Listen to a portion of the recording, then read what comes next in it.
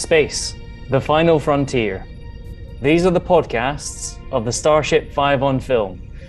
Its continuing mission: to rank classic films, to seek out new movies, and to find top 5 listings. To boldly go where no podcast has gone before. Welcome aboard the USS 5 on film. And this week we are doing Star Trek. I am Captain Murray, and my fellow crewmates this week are Chief Engineer Douglas. I can't change the laws of physics. Token Irishman and Transporter Chief Kelly. Yo. Head of Security Lieutenant Commander Cook. Peace and long life. And our resident red shirt, Ensign Hines. Engage. Welcome crewmates on board. This is the podcast where we break down the top 5 list on the world of film, actors and directors. For anyone new to the pod, hello, here is how the show works. We have 3 rounds. Round 1 is film nominations, where we each nominate a film to be considered for our list. If 2 or more of our panel agree with the nomination, it goes on to our list until we reach 7 films. Round 2 is where we whittle down our extended list to 5 films. And finally, in round 3, we rank those 5 films as we decide on the definitive top 5. Star Trek is arguably the second greatest sci-fi series ever created. With Star Trek the Motion Picture releasing in 1979, it spawned 5 sequels and a further 4 next generation films, and a Kelvin timeline starting in 2005, with 2 sequels and a 4th film just announced, which will be released in 2023. So we have 13 films in total to choose from. Mr. Cook, raise the shields. Mr. Kelly, prepare to beam Ensign Hines down to the surface of Rigel 7. I'm sure he'll be fine. Mr. Douglas, stand by to warp speed. Engage. 5, 4, 3, 2, 1. We're in the pipe. 5 by 5. This is the 5 on Film podcast.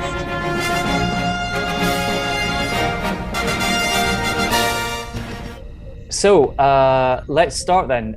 So Tim, you'd suggested we do this. What does Star Trek mean to you? Right before I started watching this, I didn't realize.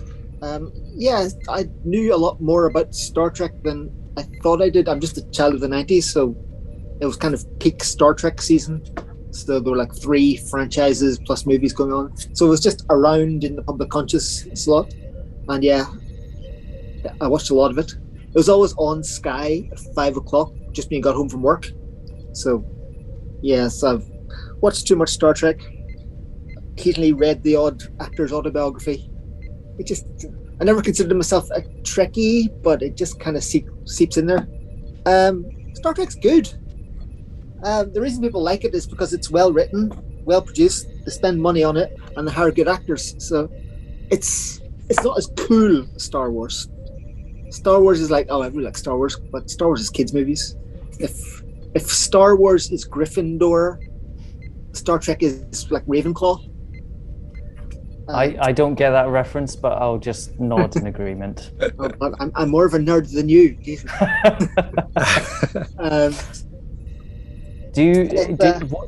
What's your first Star Trek film memory? Do you remember which one you saw in the cinema first?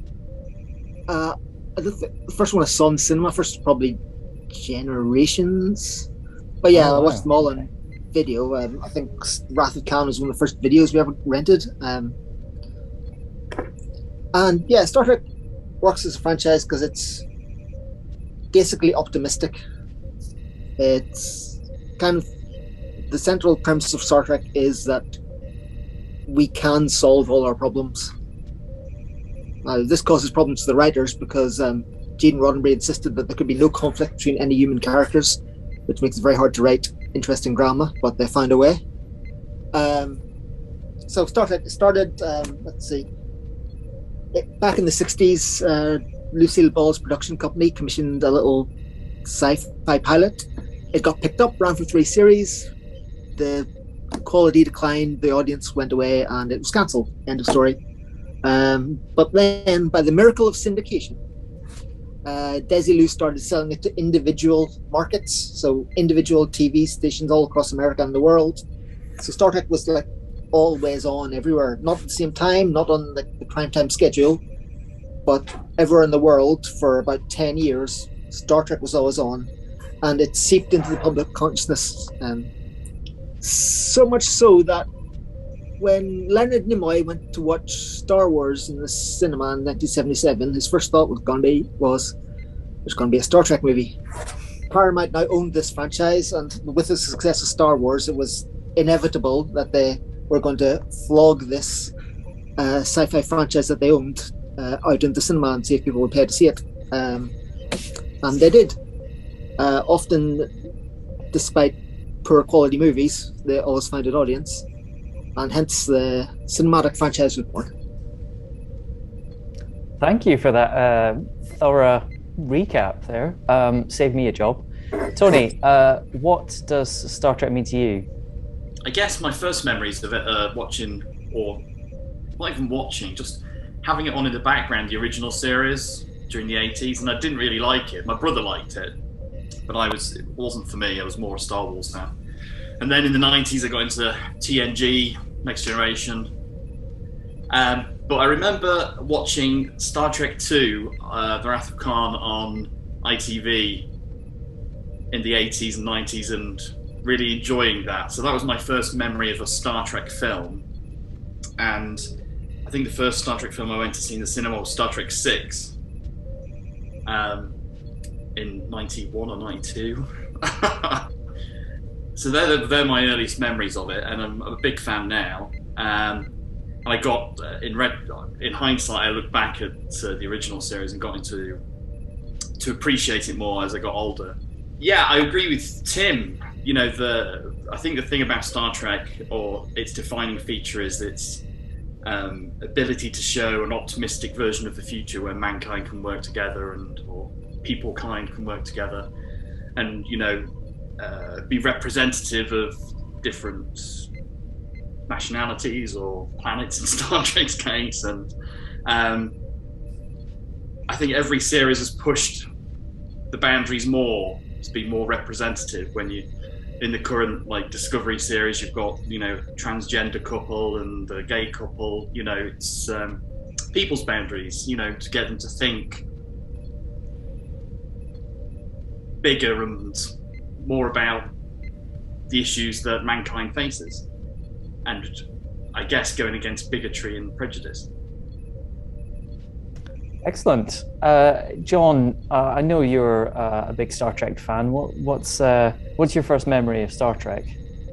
My first memory of Star Trek was actually sitting down on a Wednesday evening at 6 o'clock and it coming on, and actually watching it with my mum after school all through the 80s. Ever since it's been out, I've kind of been watching it on UK TV back when we only had 3, maybe 4 channels.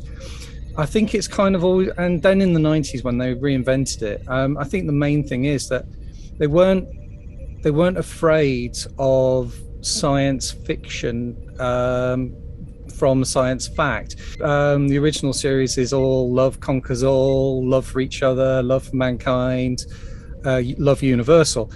When it came back in the 90s, it went really deep into the philosophical and the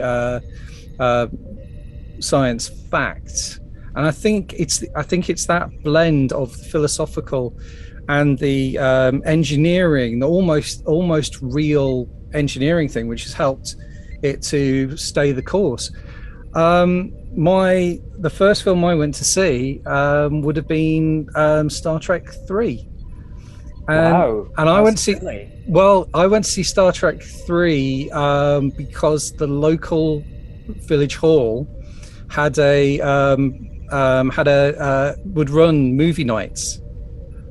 So a guy would turn up with a projector, and they'd get all the wooden benches out, set them in front of this really small small screen and then project it. And I actually had no idea what it really was, and I actually thought I was watching the wrong film, because when Star Trek 3 starts, it's a small picture. It's a small picture on the big screen recapping what happened at the end of 2.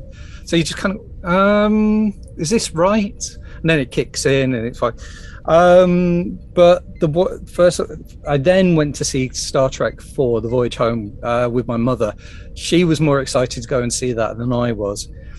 She has always been a really big Trekkie, but since it first came out in the UK.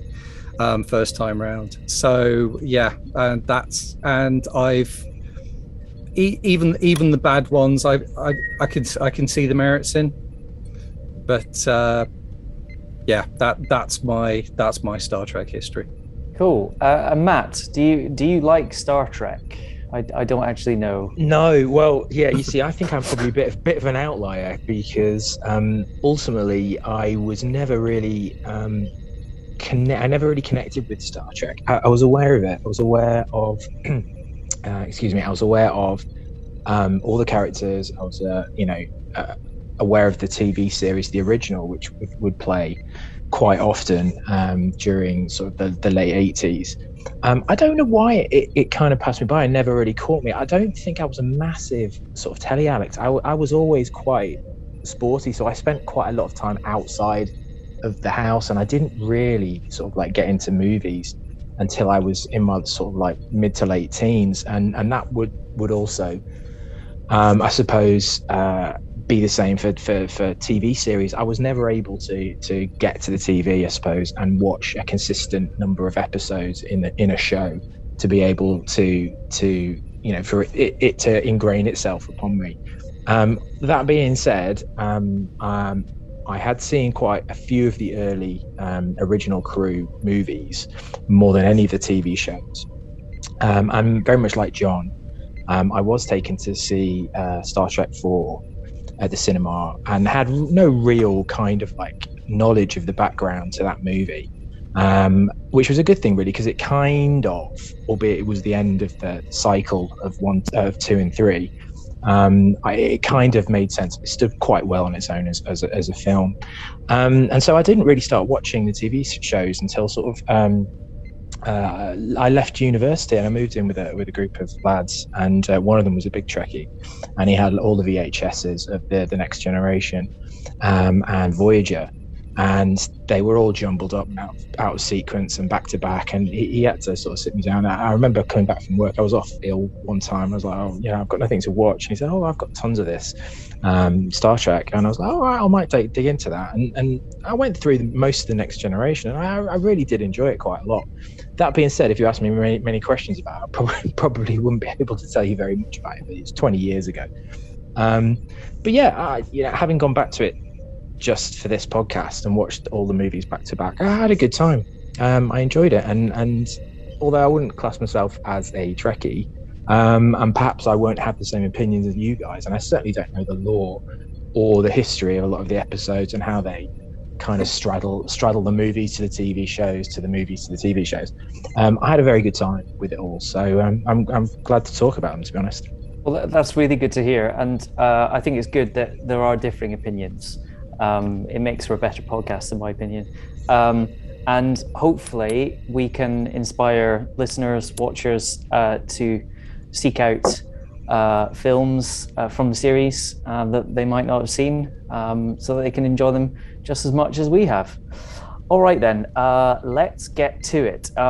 Tim, can you give us our first nomination, please? Okay, this is easy. There are some bad Star Trek films. There are some good Star Trek films, but there is only one great Star Trek film. So the original picture came out. They spent $44 million on it, which was a lot of money back in those days.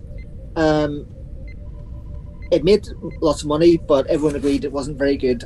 So for the sequel, they decided to slash the budget to only $12 million and make it less about expensive special effects and more about the characters. And for this reason, they produced The Wrath of Khan, the one only really great Star Trek movie. This movie that starts with Kobayashi Maru. So it starts with the Enterprise getting blown up and everybody dying. Part of the reason for this was that it had been widely leaked that Spock was going to die, so I thought they'd do it really early and then make it look like it was a bluff. You get two really good, solid starship battles in this movie. Both, what the director Nicholas Meyer realized was the way to do a good spaceship fight is to make it like a U-boat movie. So it's all like sonar pinging and guessing where to fire the torpedoes. It has the best villain of any Star Trek movie, which are the two pecs of Ricardo Montalban.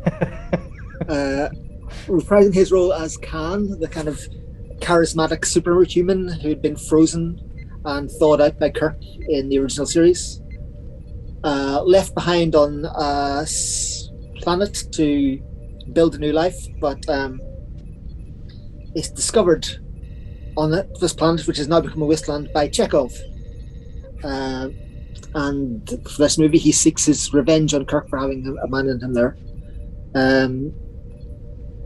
Actually, Chekhov shouldn't have been in this movie because Chekhov wasn't in the cast when Khan was in it. But Walter Koenig was no fool, and he just neglected to point this out to the writers so he would have a bigger part in the movie. It's since been canonized that he was in the canteen or something, or 10 Forward. Yeah. I kind of get the feeling he may have been part of the crew. He just wasn't part of the bridge crew. Oh, So, you're too forgiving.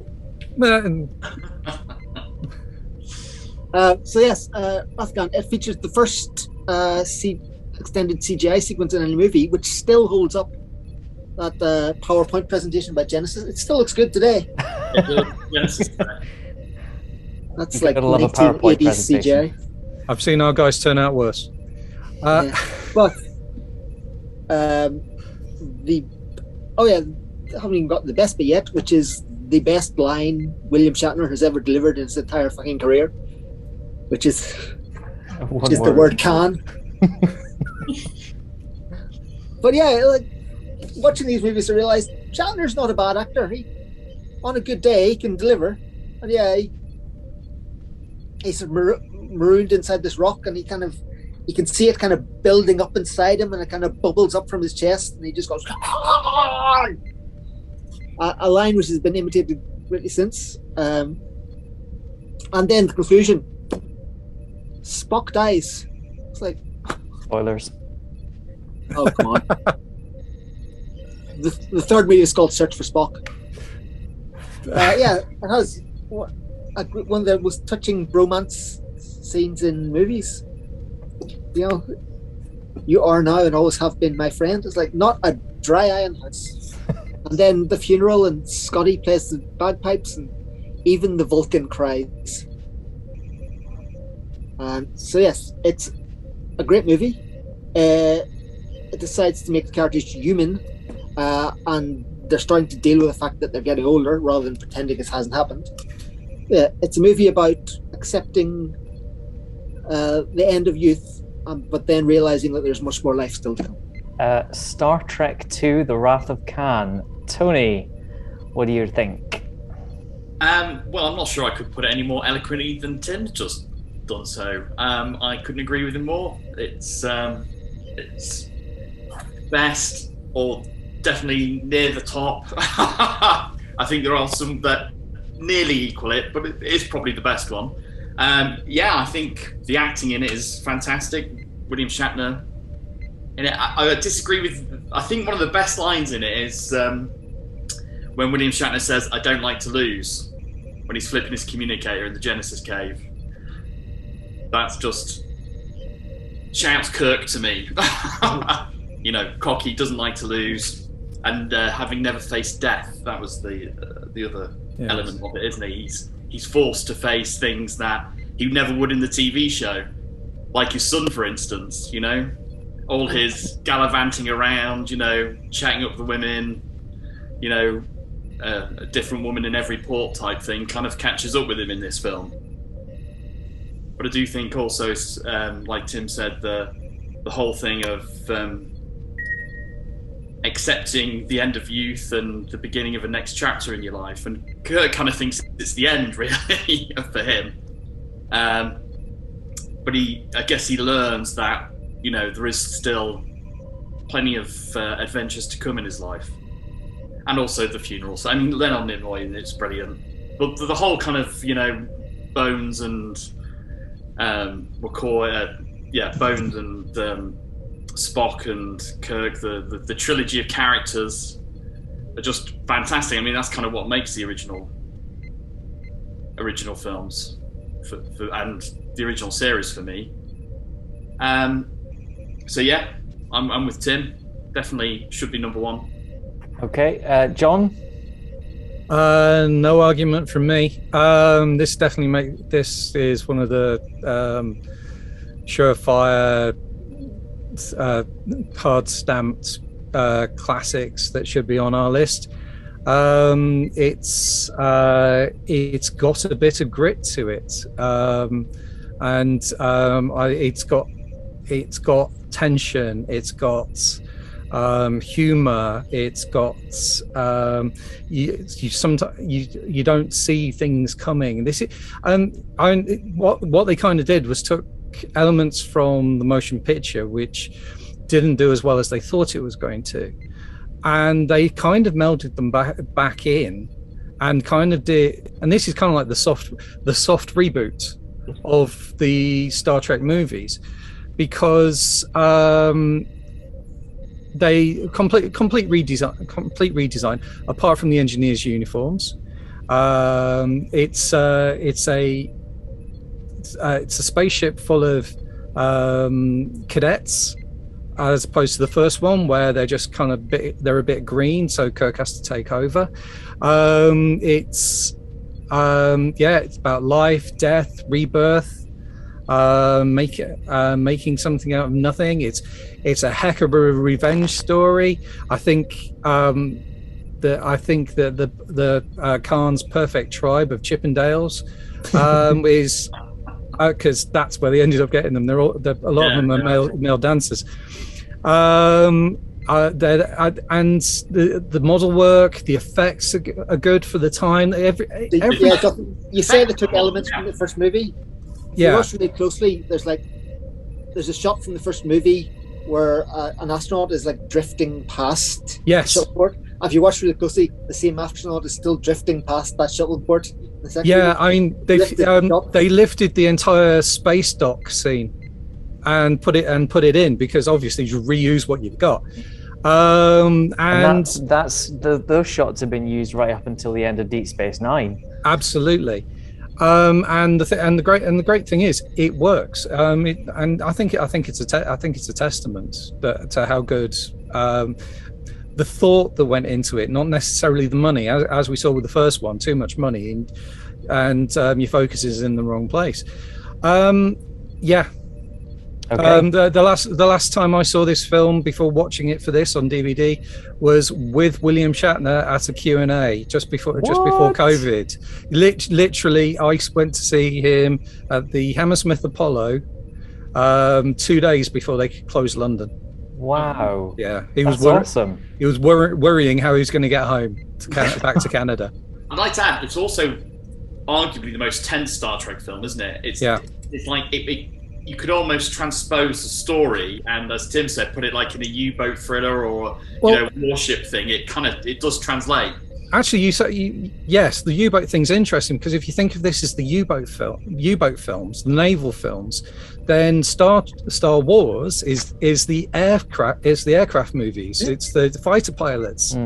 The bombers. So I mean, they kind of go together with the different styles. But this is, I think that this is cool. So. Sorry, I've got one more point. Also, I found in this, as a child watching it, it's almost like the first time that I got to experience the death of a character that meant something to me. Yeah. I know, like, he came back in the next film, but it is very poignant. I mean, well, that wasn't death at that point, and it kind of itch in the face. Well, he wasn't originally meant to come back. It's just Leonard Nimoy was being such a dick on the day they filmed his death scene. Allegedly. Because he realised he was maybe onto a good thing. So he kind of insisted that they do the mind meld bit with McCoy just to give him an option. Well, that and the whole Genesis thing's a really good idea to bring people back in the next film, isn't it? So. I was just going to touch on your point there, Tony.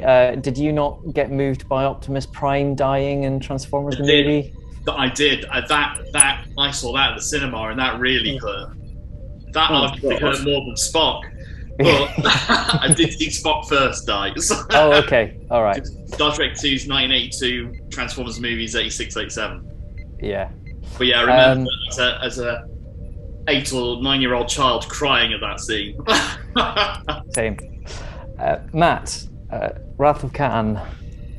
Yeah, I enjoyed this one a lot. I'd seen it before many years ago, and it was probably the second Star Trek movie that I'd seen after The Voyage Home. And again, it was so out of sequence that I just assumed that it wasn't linked to any of the films, which, seeing it again now for the second time, realized that there was a story arc of sorts that go through the second film, the third film, and the fourth film, albeit rather simplified.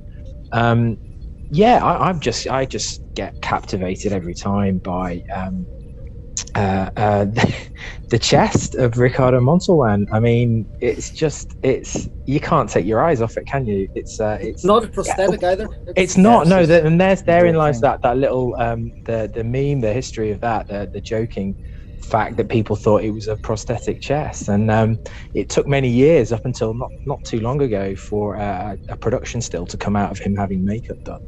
And it shows his chest with barely any other costume on, and it's his own chest. So he was, what was he, about sort of 59, 60 or something? He was in his 60s, wasn't he? So the guy was pretty fit, and I mean he is that movie.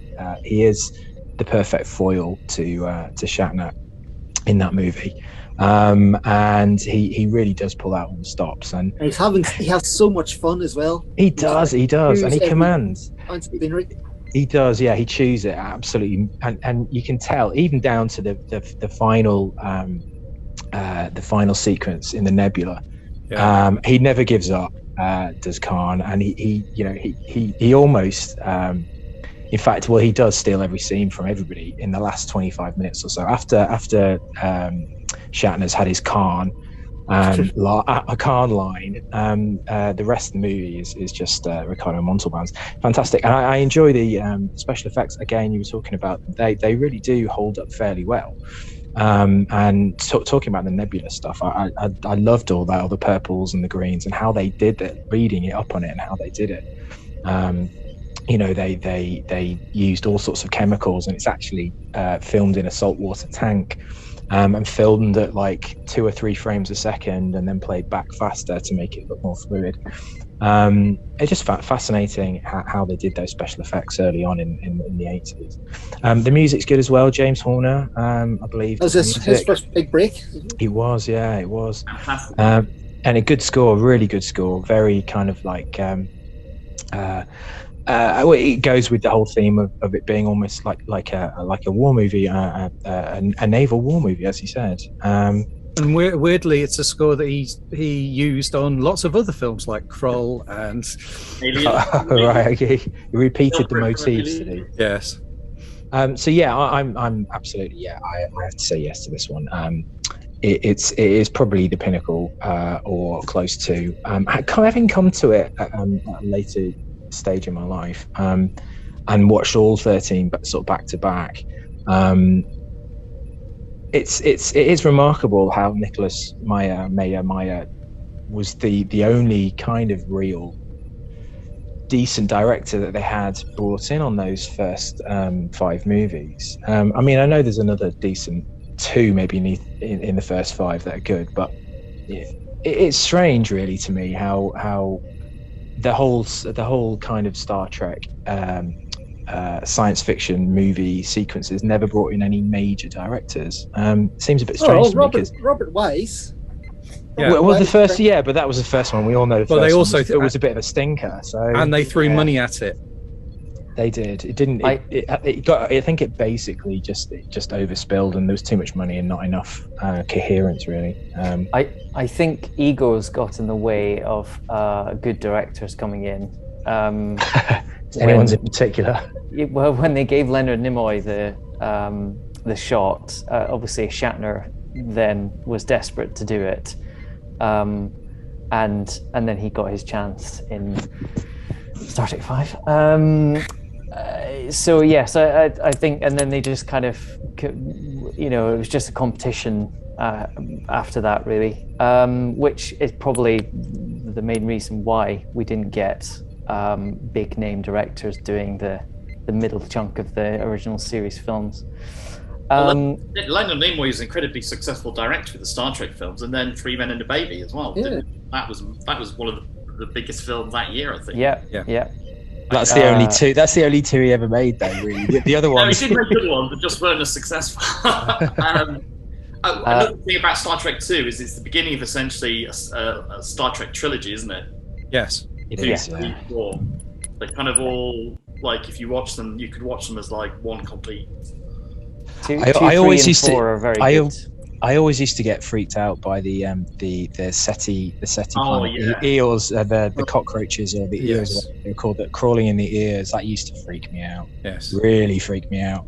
I think Chekhov and Koenig did a really good job with that, conveying. And seeing as we've already given out quite a few spoilers anyway, I like the fact that you're kind of given the red herring that they've sort of recovered, but they haven't sort of really, and that they've been sort of tricked into it by giving false information by Khan about the Genesis project and where everybody is. And it's really good, and it does hold up very, very well. All right, well, that's 4 nominations, and I'll round it out with the 5th. I love this film. I agree with everything that you guys have said. The only thing I think I can add is that there was an extra subplot that had to be cut with Scotty's nephew, who is the cadet who gets killed. You kind of just see a shot. Yeah, he's in the director's cut, I think. That's good. I think that adds to the story. The 4 minutes or so that was added, they should have left it. Yeah. It's a fantastic score. Ricardo Montalban is the best villain that the Enterprise has faced, and I think they have they've been trying to match that ever since, and it's never quite matched it. It's got close at times, but Khan is the pinnacle, and it was a great idea for them to do it as a sequel to Space Seed, which is the original episode that it was based on, with Khan and his super soldiers. Well, that is a full house for Wrath of Khan as our first nomination. So, Tony, what are you going to put in to the hat? I'm torn between 2 to put in. There were, like, with Wrath of Khan, there would definitely be my top 3. So I am going to go and swap Enterprises and go with First Contact. Okay.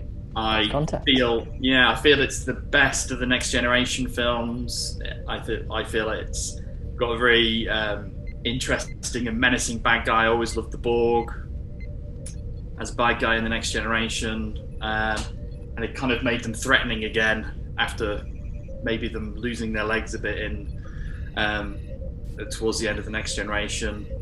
I think every cast member has their moment to shine in this film. The special effects are great. While there may be the occasional plot hole, I feel the momentum of the film carries it forward to the next sequence. And I think the Borg Queen's a good bad woman. Where she descends from the ceiling was a great piece of special effect, and Jonathan Frakes gets his outing as director, and I think he, shines with that. And Jerry Goldsmith does the music. I think that's an awesome soundtrack on, maybe not quite as good as Wrath of Khan or Star Trek 6. That's another one that sort of sticks in my mind. So yeah, that's my. I mean, Patrick Stewart's awesome. Brent Spiner, Data. Obviously they're the characters that are kind of the main ones from the original cast in it. The original Next Generation cast, but yeah, it's a good kick-ass film, I think. All right, Star Trek First Contact, John. It's a rip-roaring adventure film, and yet another that actually plays on themes that came from an earlier episode or an earlier bad guy, and the whole idea of Data and his emotion chip, which he put to one side. He just so happens to get it out now, and it's very slick. It's got a really good space battle at the beginning against the Borg cube as they're pushing on into Earth. Patrick Stewart actually ups his Picardness by actually going back to almost more of the original Picard from the original TNG series, where he's a bit sterner, but obviously he's got a reason now. He's got more on his mind. The fact that they won't let him fight the Borg, and he's got the Borg talking in his ears still from being Locutus. I like the idea that Cochrane is not the big hero. The inventor of warp drive was a bum just trying to make some money. Yeah. And Alfred Woodard is a brilliant 21st century foil to the 24th, 25th century Picard. And basically the whole anachronistic Moby Dick Ahab twists to the character, really cool. And Data gets to shine that little bit more. And yeah, I like this is one that should be on our list as well. This is a high one. All right. I would say this almost plays to a degree opposite to Star Trek 2, because you've got Khan trying to get his revenge in that film against Kirk, and in this one, Picard, the Starfleet character who should not be really seeking revenge, wants to get his vengeance upon the Borg in a way. But both have a strong Moby Dick theme to them. Yeah. Khan's quoting Moby Dick at the end of Wrath of Khan, and then bring in Captain Ahab references in this one. Yeah. And also, in the Best of Both Worlds, which this one ties into, from the Next Generation series, Captain Picard's essentially, violated, isn't he? So it kind of deals with a theme that perhaps men are not used to as well. They don't think of themselves being, held against their will, or, bad things happening to them, which may not be present in other Star Trek films. Yeah. Arguably the best two-parter in Star Trek Next Generation. Matt, First Contact. Yeah. Again, this is another one I enjoyed. I'd seen this at the cinema, again with no real history with Star Trek, and I enjoyed it at the cinema as well. It was not to my liking as much the second time I'd seen it, but I think it's another time travel film. There's a couple of them that they kind of replay these kind of themes through some of the movies. The space battle, as John said at the beginning, was really good. It's quite exhilarating, taking on the Borg. I'd not seen the Next Generation episodes with the Borg at the point that this movie came out. And this was what, 94, 96, maybe 96. 96. Yeah. So I hadn't seen any of the Next Generation until maybe another 4 or 5 years after this. And to me, I didn't have that connection with it. So, having watched them years later, the Next Generation episodes, and seeing how dangerous the Borg were because of the fact that they can just assimilate societies, and they can you can't fire your weapons against them because they've managed to pick up the whatever it is the weapons are able to fire, and it was I don't know, I'm not sure I enjoyed it the most out of some of the ones that I watched. I'd only ever seen, like I said, about maybe 3 or 4 of the films. So for me, going back to this, I was quite happy to kind of put this one towards the end, and then see what the others had to offer. Yeah, it is good. It's a bit further down the list on my list. I liked James Cromwell in it. I thought he did a really good. He did really well in his role. As John said, it was, it's nice to see that he wasn't this perfect historical figure, that they'd all grown up, and they had quite decent humor in this film as well, which not all the Star Trek films have, but when they do, the family that's created within the crew of the ships of each set of movies. That's what I think. What the running theme that runs across all the Star Trek different shows and the different crews and the different movies is the fact that we all kind of associate ourselves with the family that they create. And some of the humor in this is really good. I like the humor with Data, and there's some good stuff with the engineer guy. I can't remember his name. So remind me of Geordie. Yeah, Geordie LaForge. Why wasn't it the young lad in these movies? The boy, Wesley Crusher. Yeah, why wasn't he in the films? Was there some reason that he was written out? I think at the end of the Next Generation TV series, he goes off to become some interdimensional space wizard or something. So his character is written out of. He left in season 4, didn't he? Because he did it. Oh right. Bigger and better things, and then but he turned up in. And as Tim said, an interdimensional space wizard is probably as good as any. It's kind of strange. There was a plot in the season 4 episode or season 5 where he befriends an alien called the Traveler, and basically then says, yeah, he's a super being. He's not human, and then that was it. He was just gone, and then it wasn't until Insurrection, the final Next Generation film, where he appears at he's the star, isn't he? Riker and Troy's wedding. It had a really good scene that they cut out of that. Actually, it was this one scene. Yeah. Okay. But I think Will Wheaton actually had a heck of a childhood with his parents. So I think he was happy to step away and come back and step back in as and when he was wanted. I think that's kind of where he sat with it all. So there's rumor that he might appear in the next season of Picard. Well, they brought back Whoopi. They brought back everybody, didn't they? Yeah. Okay. So yes. Anyway, yeah, that was a yes. Sorry. Okay. So that's a yes from you, and it's a yes from me. I love this film. I agree with Tony completely. It's the best Next Generation film in my opinion. Patrick Stewart is phenomenal in this film. I think he gets so much good dialogue. He has a brilliant speech about the Borg that just gets you really riled up.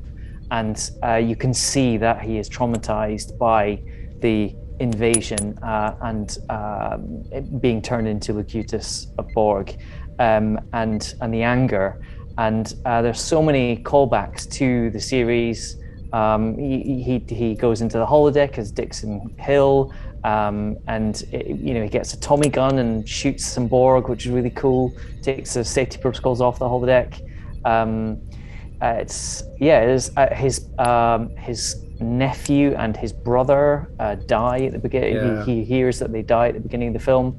Oh, that's Oh, Generations. that's No, Jeff- that's Oh, the no, one no, that's before. Generations. Oh, was that Generations? Oh, sorry, Yeah. sorry. So the score is brilliant. The Enterprise E, I think, is really cool. And then we get to see the Defiant kicking ass. Yeah. And then there's a great little bit with where Worf. That's the excuse to get Worf in the ship. Yes. Where he's captaining the Defiant, and Jonathan Frakes Riker says "tough little ship," and Worf's like offended by that. It's great. There's humor. It's really dark. Yes. I've Yes, for actually, me. I've actually just thought that this is actually Star Trek Zombies. Yeah. The whole concept is they just keep on coming, and it doesn't matter because there's so many of them, they will just overwhelm. So Yeah. The Borg Queen. I've forgotten the actress's name. Alice Krieg. Thank you. Menacing, sexy, just brilliant. And seeing her head and spine going into the it's a great entrance. suit. Yeah, brilliant entrance. Apparently, that's what got her to do it. It's a case of no one else is ever going to enter. Character is ever going to enter a scene like that ever. Yeah, and she reprised the role twice for Voyager as well. Right. It's yes me. Tim, what do you think of First Contact? By a long shot, the best Next Generation movie. So the Borg are great baddies. They're the best baddies in the revamped Star Trek when they did Next Generation. But I like this film that they didn't just kind of give people what they want, which is just like a big long Borg battle. They thought about it. They introduced the whole Zefram Cochrane backstory, and I like the whole thing where Zefram Cochrane, the whole basis of this Federation, he's just a bit of a bum, and he's just out for money, and he's like I think Zefram Cochrane appears in the original series. He does, yeah. Zek from Very Cochrane different from character. Alpha Story. And they completely rewrote him. Got James Cornwell, who is cameoed in just about every. I'm not sure they rewrite him, apart from because he's in Enterprise as well, and he's kind of become more like the character. In the But original. Enterprise actually comes out after this. Well, here's I really the like what thing. Enterprise did with it, actually. So in Enterprise,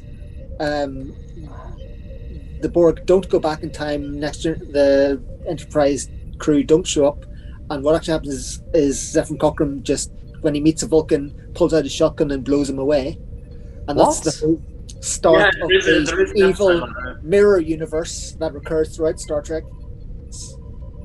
So without the Borg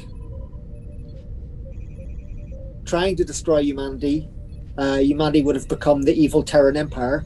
But because the Borg do this, the Federation is founded, and the Borg actually create the thing that defeats them, which is an interesting bit of retconning in Enterprise. So Enterprise, that's mirror universe Yes. that happens.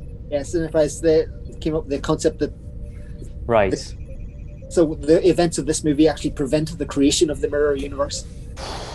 Yeah, I know. Now, to be fair, I watched about 7 episodes of Enterprise and then gave I up. watched one, and that was it. Yeah, I good long road. Some good Yeah. episodes. Now near to here. after I got to the Sorry. theme tune, I was pretty much done with Enterprise. But Yeah, same. recently, I did try rewatching it, and after you sit through the first couple of series, it gets very good.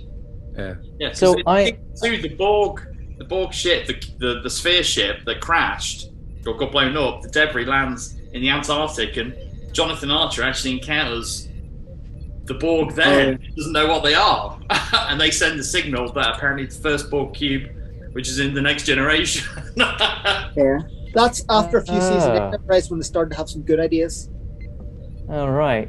But See, I had a bit of a theory with the cameo that James Cromwell's Zefram Cochrane has at the beginning of Enterprise, in that I thought that because he started off as a bum, the Enterprise travels back in time, they then affect how he sees things. He becomes Zephyr Cochrane that the Federation know because of the Enterprise crew, and then he then is inspired to give that speech at the beginning of Enterprise. Yes. So it's this kind of time conundrum, paradox, where it's like, would they have they already traveled back in time then in order to help Cochrane invent warp travel? Yeah, I am my own grandpa sort of thing. Well, I mean, the thing is, he does actually invent warp travel. It's the fact that the Borg turn up. But from what I understand, all they did was kind of fix the base, while Cochrane got on with fixing the ship. So, yeah. It is yes for me. There's things I don't like about it. I think Alice Krieg is really good, but the idea of having a Borg queen, I kind of feel defeats what makes the Borg scary, because the whole point of them is they have erased all individuality, and it's just one kind of. Well, they were copying on this wall. They were doing James Cameron, weren't they? It's basically aliens. Yeah. There's a little bit. Yeah, they do kind of. It does become a zombie movie. Yeah. I love a zombie movie, but it's slightly changing what the good original idea of the Borg. But yes, it's the best Enterprise movie. It gives all the cast, which is what all the Star Trek movies struggle with, is giving all the cast members something to do. This one finds a role for everyone. Reg is back. Oh yeah, you and Reg. Yeah. So it's Doctor from Voyager. Yeah. Worf has that great line when Picard calls him a coward. It's like, if you were any other man, I would kill you where you stand. Which is my favorite line from the movie. So it's a yes for me, definitely. Okay, so that is our second nomination. John, give us a film. Okay, I'm going to jump again, and I'm going to go with one which this one definitely should be in the top. I think it should definitely be in our top 7. I don't think you'll necessarily agree it'll be right up there. But Into the Kelvin, I'm going to go for Beyond, Star Trek Beyond. And weirdly, having this conversation, we're back to recycling old plot points. It is Kirk out in space, Chris Pine, out in space, wondering what he's doing out there. Has he wasted his life? Should he become a fleet admiral? And then, unlike a lot of these, the Enterprise is wiped out really quickly and really fast. I mean, usually it's used as a plot point towards the end of the film, but this is, and they're all stranded on this planet. They're being picked off one by one and being held captive by these group of creatures who have lived on this planet in a a bit like the Briar Patch in Insurrection. It's a place where radio signals don't really get out, and it's highly protected from communications. And so they're there, and Kirk has managed to get most of the crew have got off the ship, and they're there. It's then a case of get the crew back. These aliens are looking for a particular artifact, which one of the crew have. It's a mass genocide device, as always. It usually turns out to be in these things. And it turns into how do we save the crew? How do we stop the mass slaughter at the moon, at the starbase just outside of this area, the Yorktown, I believe it is. I think that this isn't a retcon. This isn't a restart. This is a Star Trek. This is a Star Trek film with a Star Trek story standing on its own. It's not buying into any of the. It actually isn't buying into any of the backstory. It's not trying to replicate anything that's gone before. It is a Star Trek adventure, and I think Chris Pine, his Kirk has grown up and has become more mature with his time as a captain. Bones is great. Bones is Carl Urban does the best DeForest Kelley ever, and he almost wasn't in it because he really hated how little he did Into Darkness. Spock is given layers, which is great. We have a nod to Leonard Nimoy, but he's not actually. He's not a major part. He's not a major key to it. We have relationships going wrong, and then we have a mass disaster, and everyone's got to pull together to get off the planet. We have Scotty, Simon Pegg stepping up and saving the day with his new alien friend, and it's you can tell it's being directed by Jason Lin. Okay, it's got some speed, it's got a bit of style to it, but I think it works, and I think this works ahead. I would argue that that's a plus point compared to J.J. Abrams sometimes. Well, my argument is that J.J. Abrams makes a very good first film, but you try and get him to make a second one in the same vein, and he leans too far. He leans too far into it. He makes very good films. It definitely doesn't concentrate on coherent plots. Yeah. Good with characters, not so good on story. But I actually like this. I like the fact that they go a different way. I like the fact that Simon Pegg co-wrote the script. You can tell. I like the fact that the radio transmission they use to jam the Hive attack ships is it's classical. It's late 20th century classical music. And the second they used that in the trailer, you thought, oh, this is interesting. This is a different way to go. And then you suddenly find out that actually it's an integral part of the film. And it's a case of, oh, okay, that works. I'll go with that. They make it make sense. The flying the Enterprise through the middle of a deep space station, down to space station size Jeffrey tubes is interesting. I actually think that this is. On these podcasts, there tend to be one or two films which I think are really pared back and really simple, and they just go for the ride. And this is one of those films. It doesn't try too hard, but what it does do, I think it does incredibly well. So I think that of the Kelvin, this is probably my favorite. So I think this should be on the list. All right.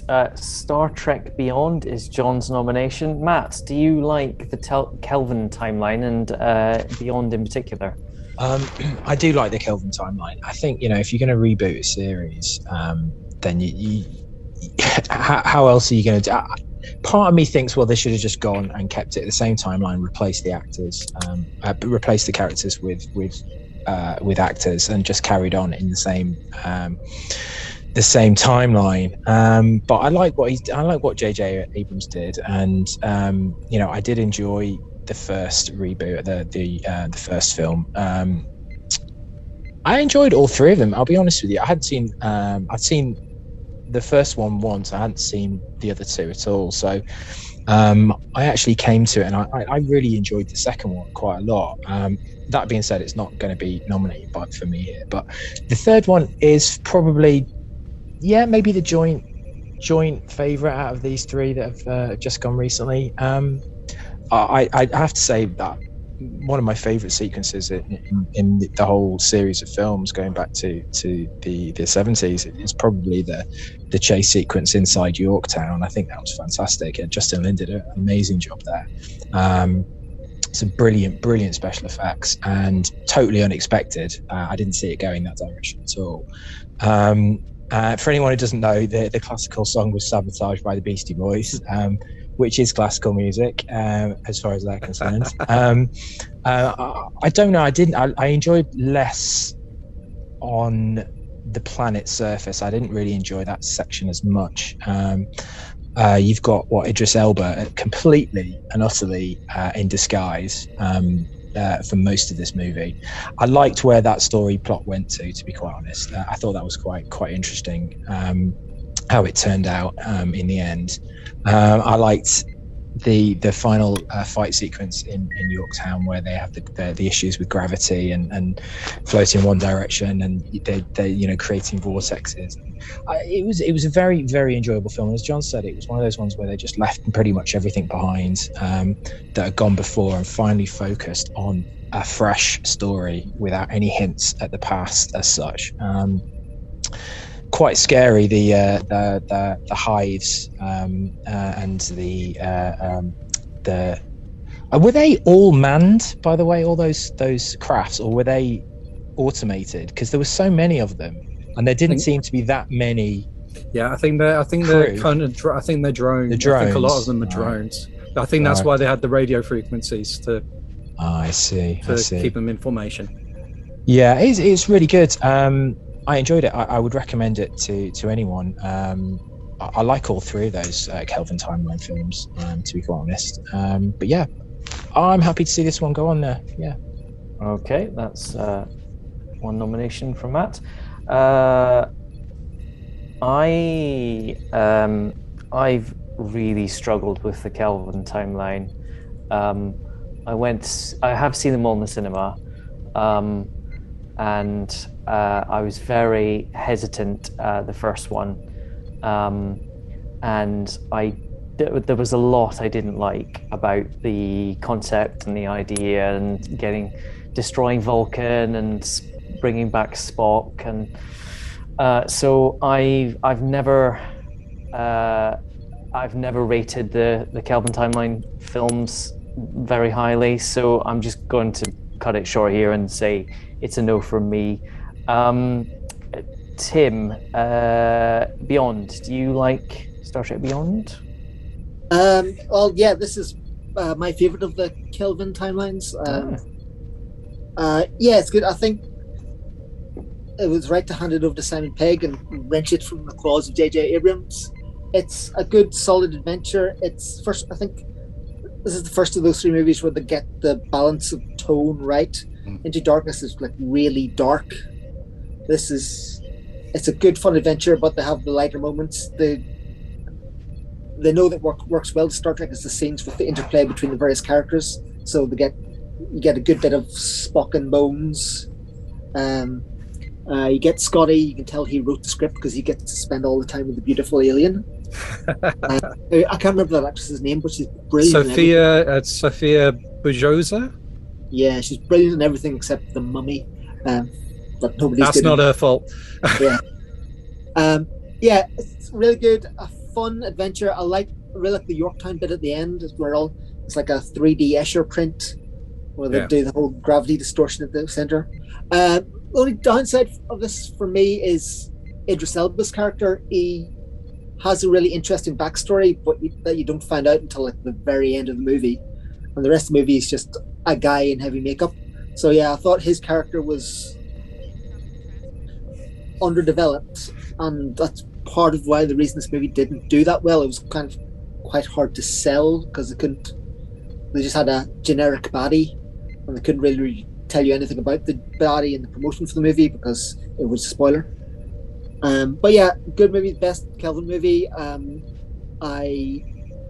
These actors are really great at playing characters that have been played more by other actors before, and this is the movie where they settle in and are comfortable in themselves, and they do a great job. So yes, definitely a yes for me. Okay, and Tony, what It has made it. Tony, would you agree? You know what, Chris? I'm kind of with you and Tim at the same time. I've always had... I like the characters and the actors that play them in the Kelvin timeline. I've had significant issues with the Kelvin timeline just because some of the logic and the stories are complete tosh in many ways. But I like most J.J. Abrams movies, I feel like the actors he casts and the characters carry the film. On that note, I do feel that this is the best Kelvin movie, and I think, as people have said before, the actors come into their own. They mesh well, and I felt Idris Elba's story was very reminiscent of like classic TOS, is it called, the original series? So I'm going to say yes. Okay, so that's 4. All right, Matt, have you got a nomination for us? Well, having listened to you guys, I've realised how little I know about Star Trek. Yeah, sorry, mate. It's one of those things where I'm kind of like, oh, okay, all right, I kind of don't know what to say really. As far as pure movie going experiences are concerned, I'm gonna go back to the original 5, the original crew, who, let's face it, we're all, they're all in their 60s, weren't they? Most of them anyway, when the 80s had turned around. I'm going to go back to 1986. I'm going to say the Voyage Home. It was my first real introduction to Star Trek. And I remember really enjoying it, having no interest in Star Trek before this and not knowing any of the characters' backstory or backgrounds. I enjoyed it when I was a kid. It's the one I've seen probably the most, to be honest. I find it the most fun. It's probably the most frivolous out of all of them. And I like it for that fact. I think it's just a fun installment. It's a bit of an end to the trilogy, as we've discussed before, with Khan and the search for Spock. And after recovering Spock, we begin the film on Vulcan, and the crew are kind of harboring themselves there as they're wanted, aren't they, by the United Federation for crimes.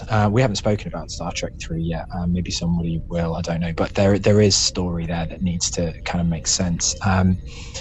But anyway, so we're going back to this, and the planet Earth is in trouble again. Look, it's another alien probe. So they're going back to previous plot lines and storylines again. There's another alien probe that is approaching Earth, and it's creating blackouts on ships, and it finally makes its way to Earth, and it starts screwing around with the weather. And the signal it's sending out is decoded by the crew of the Enterprise, and they discover that it's the whale song. It's whale song of now extinct whales on Earth, humpback whales. So of course they decide to go back in time to try and recover a whale. I mean, the plot is ridiculous. It's absolutely, but it's so much fun. It's so much fun. And of course, they just suddenly decide to go back in time, like it's something that everyone's able to do, and that there may have been episodes. This is where my knowledge stops. There may have been episodes where time travel in the 23rd century has been done before in some of the TV shows. So, but for me, it was the same way in a previous episode. Oh, does it? Right. So they slingshot around the sun. Right. It is based on the degree of scientific theory.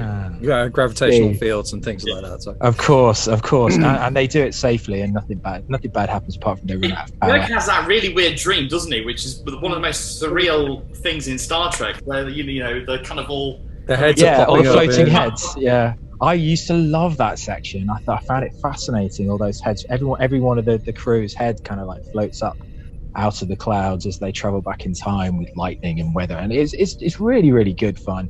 Anyway, so they land back in San Francisco in what day was it supposed to be? 1986. Yeah, Pretty I can't much, yeah. remember. So it was pretty much the date of present. It was present day, wasn't it, when it was released? The actual film was released. And I like the fact that everyone gets their own. They all pair off, don't they, to go and discover their own kind of storylines to help fix the Enterprise, how to engineer a giant aquarium for this whale. And I love those kind of couples that they break off to, and they have some really good funny moments. You've got Uhura and Chekhov go off to a nuclear submarine. Can you direct us to the nuclear vessels? the nuclear vessels. Where's Sausalito? Where the nuclear vessels are? It's so funny. It's so funny. It's absolutely. In that scene, the lady who stops and gives them directions, she was just a lady on the street. Oh, right.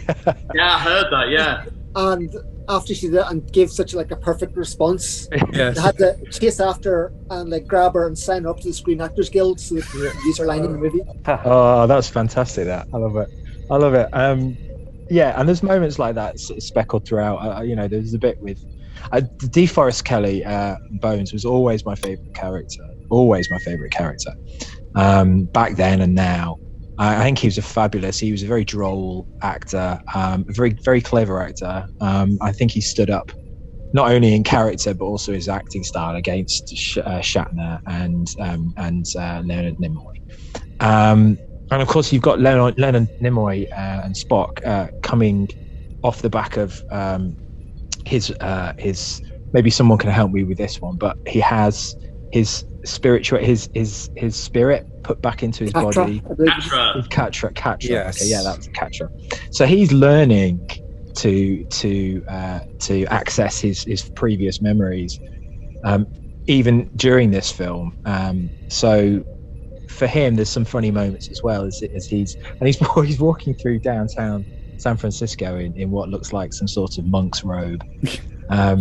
It's so funny, really good. And so DeForest Kelley, Bones and Scotty go off to try and get this special plastic made, where there's some sort of there's some sort of paradox going on there as well. Aren't they giving them a formula to create? Well, how do we know? How do we know they didn't create it anyway? Exactly. So that solves that problem. Apparently, they've just developed something very similar to it. Yeah. They press aluminium to its maximum density, it goes transparent. Right. It's super thin and it's super strong. Yeah.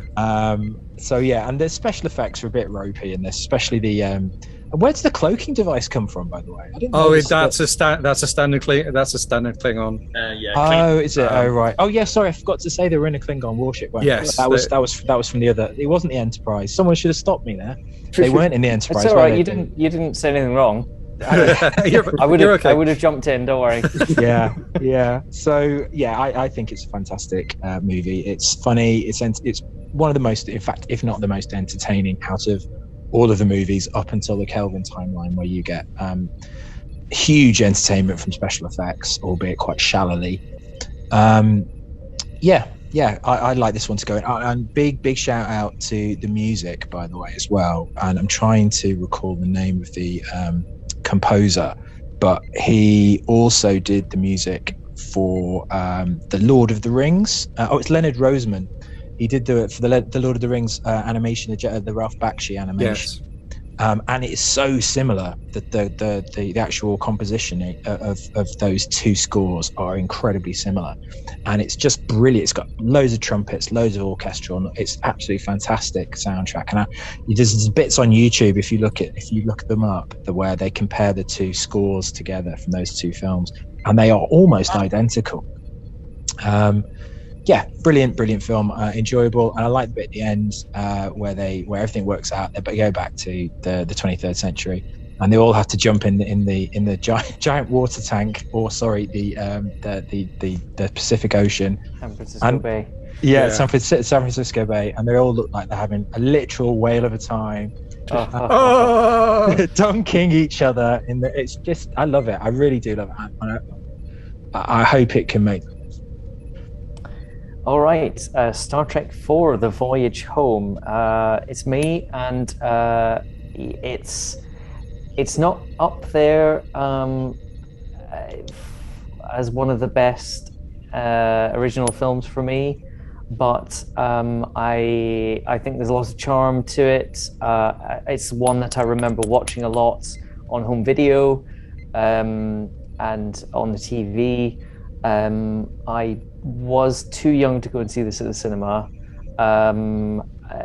but yeah, there are 2 or 3 original films that are better in my opinion, but it is in my top 5, so it's a yes for me. Tim?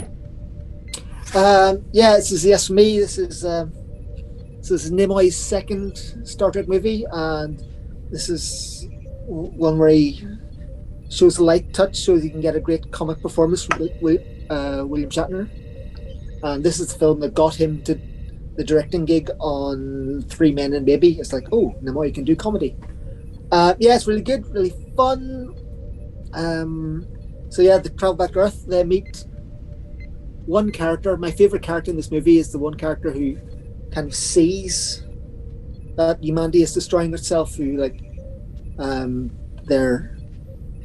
know where it's going. They know how bad it's going to get. They try to tell people, but they're always told to shush and not listen to. The person who realizes that the sins of all our fathers are dumped on our sons. The only choice we're given is how many megatons.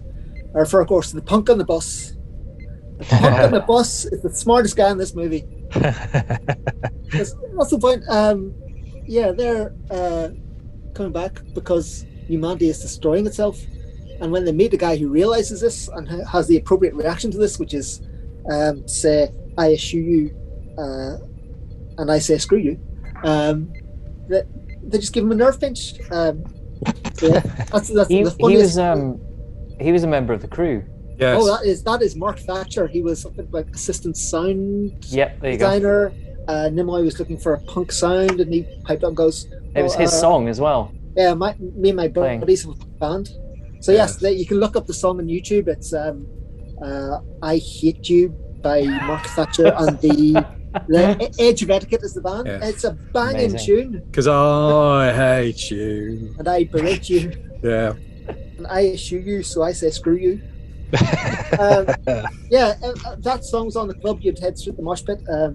Yeah. So yeah, that's my funniest bit of the movie. But yeah, it's fun. It's a happy tone. It has a serious environmental message. But yeah, it's a good movie. Definitely seals through for me. All right, that's made it onto the list. Tony, do you like The Voyage Home? I do like The Voyage Home. For all the reasons that you guys have said, I do feel it feels more television movie-esque and less cinematic than perhaps the other films. I would definitely rank another original series film above this one. I'll say yes. Okay. I mean, a double dumbass on you is brilliant. Yes. I wonder when someone was going to say it. You know, nice. The scene where you did too much LDS in the 60s. Yeah, and where Spock knocks out the punk rocker with his ghetto blaster. I mean, I wish I could do that on the London Tube sometimes when people are playing their phones for everyone to hear. I was like, just find it immensely rude. So yes, it's. I mean, like, to be honest, I don't. With the original series, even Star Trek V, I just feel the camaraderie between the original cast is watchable, even when the story's dog shit. Harsh. All right then. So that's. I don't think he was harsh enough. That's 4. John, do you agree with Matt's nomination?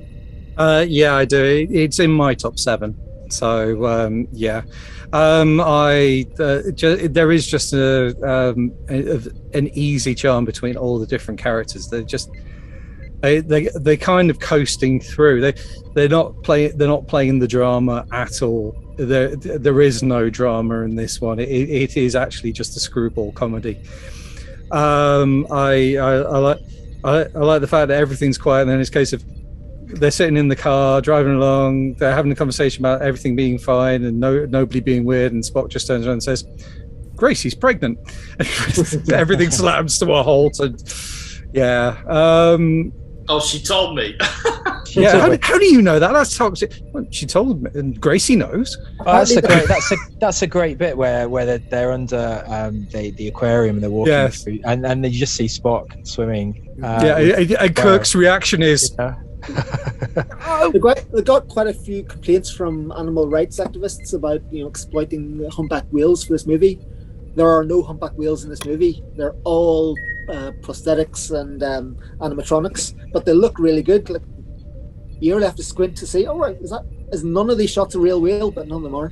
I mean, this film even the tail coming out of the water at the end. Really? Yeah, it's all. It has a great environmental theme running through it as well, which is arguably more, relevant than ever, right? I mean, that was made 30, 40 years ago. Yeah, well, we've all and also the discovering that animals are actually probably far more intelligent than you give them credit for. Yeah, I mean, I think we've only got one country that's really keeping the whaling going at the minute. I think everybody else has kind of signed up and said we're not too worried about it anymore. But no, I love the fact that Sulu goes to looking around helicopters. He says, "Oh, I used to fly these in the old days." Oh, right, okay, yeah, a very long time ago. He's flying along, and he flicks the switch, and the windscreen wipers goes, "What the?" as they're loading the plastic in. You could say it's almost obvious comedy, but it's actually very well done. Chekhov on the Russian on the ship. The only Russian on an American military ship, being interrogated by the CIA agent and being completely at odds with each other.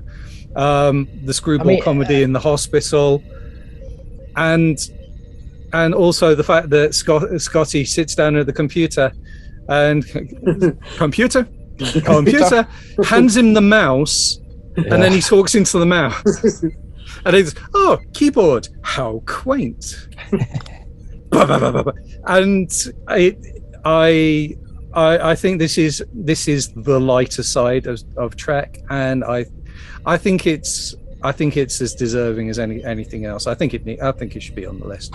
It definitely needed to go that direction after the Search for Spock, which I found very dour. It's a Search for Spock. It took me a long time to warm up to that film, but it's not bad by any means. But I think they just genuinely needed to lighten up a little bit, and this was the perfect way to do it. Yeah. All right. Well, Star Trek IV: The Voyage Home is on our list, and it's round to me now, and I'm going to go with my number 3 pick, because my first 2 have already been mentioned, and I'm going to nominate Star Trek VI: The Undiscovered Country. I love this film, and after the disaster of Star Trek V, which almost killed the franchise, they came back all guns blazing with a brilliant send-off for the original cast. It's brilliant. It's got a great story. It's about the Klingons and trying to make peace with them. There's a very, very fragile ceasefire with them at the moment, and Kirk is set up, and there's an assassination plot, and it's great. It's a whodunit. There's the Enterprise A refit looks amazing. The Excelsior's in it. Sulu is now the captain of the Excelsior. Christopher Plummer is almost on par with Khan as the baddie in this film, as a Klingon general. Ambassador Gorn, wasn't it? No, hang on. Gorkin. Chancellor Gorkin was, yes. Chang. And thank you. General Chang. General Chang. Ambassador Gorkin. And That's Chancellor Gorkon. Yeah. And it's amazing. The Christopher Plummer and William Shatner are old friends, very old friends, Canadians, and they went to acting school together, and they've had this friendly rivalry throughout their acting careers. And William Shatner pitched for Christopher Plummer to be in this film, and he just relishes it, and he, just like Ricardo Montalban before him, chews up the scenery and is clearly having an amazing time as a Klingon, a bald Klingon as well, which is a great style choice. He sits there in a chair, spins around, and just quotes Shakespeare. Yeah. Yeah. It's that is his character. In the original Klingon.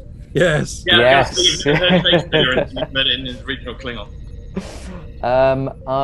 There's just so much to like about this film, and the battle between the cloaking Klingon bird of prey that can fire, which is revolutionary, was never in the original series.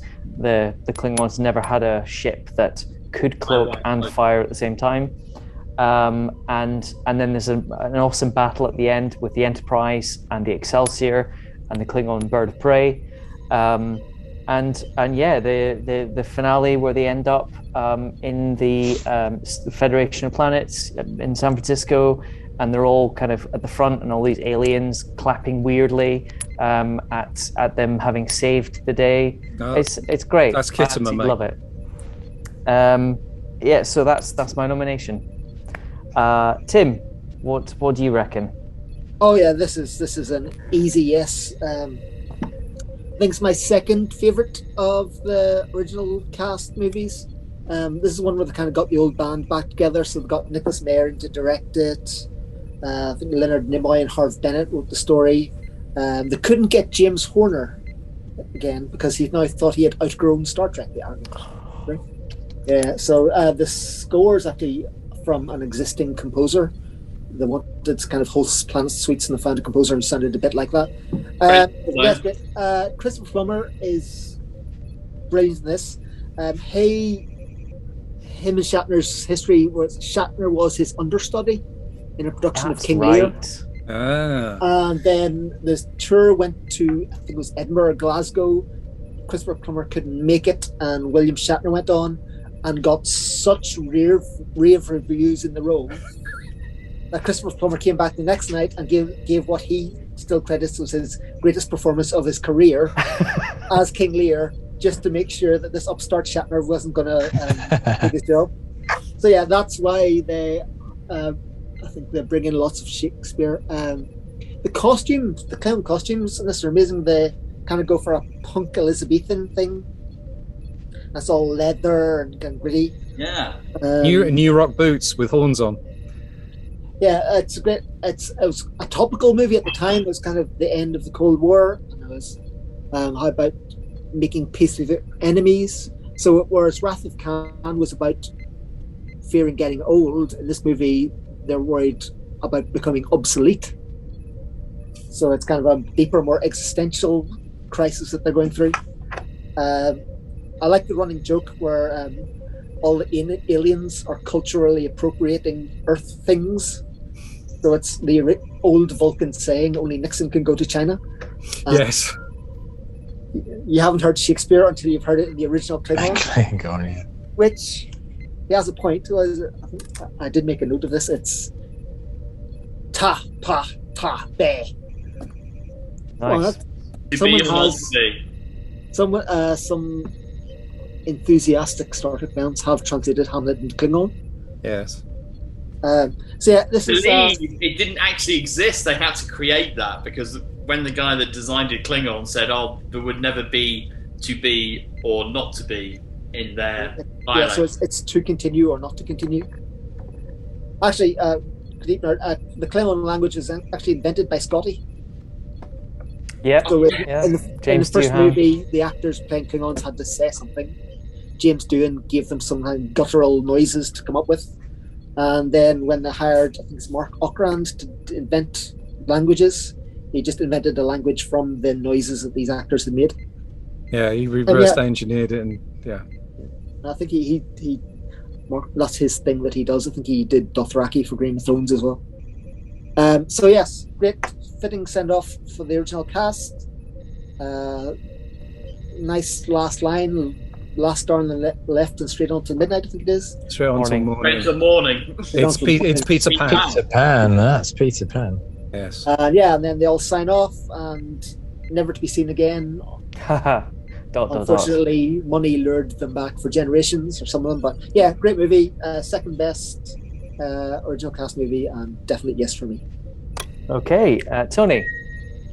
Yeah, couldn't agree more with Tim. I love the sign-off at the end where you get to see all the actors' signatures. I mean, I believe Avengers Endgame copied that at the end, didn't they? Yes. They literally were like, Star Trek 6, we'll copy that. They did it first. Yeah, I love this film. From the special effects, which still hold up to the now, I think, particularly when that torpedo goes through the Enterprise's saucer section, and as was it Tim? Were you saying the music as well? That's Cliff Elderman, apparently. Not sure he did much since, but the music in that's brilliant. Well, no, I think the music wasn't composed for this film. They used music that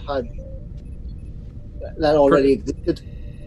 So it's his own library music, wasn't it? I'm Googling as I go, and it's Cliff Elderman. But this, I'm talking about the music.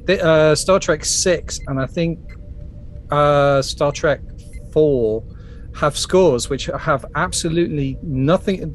They only have the kind of like the trumpet. That's it. Everything else is brand new. There's no other themes.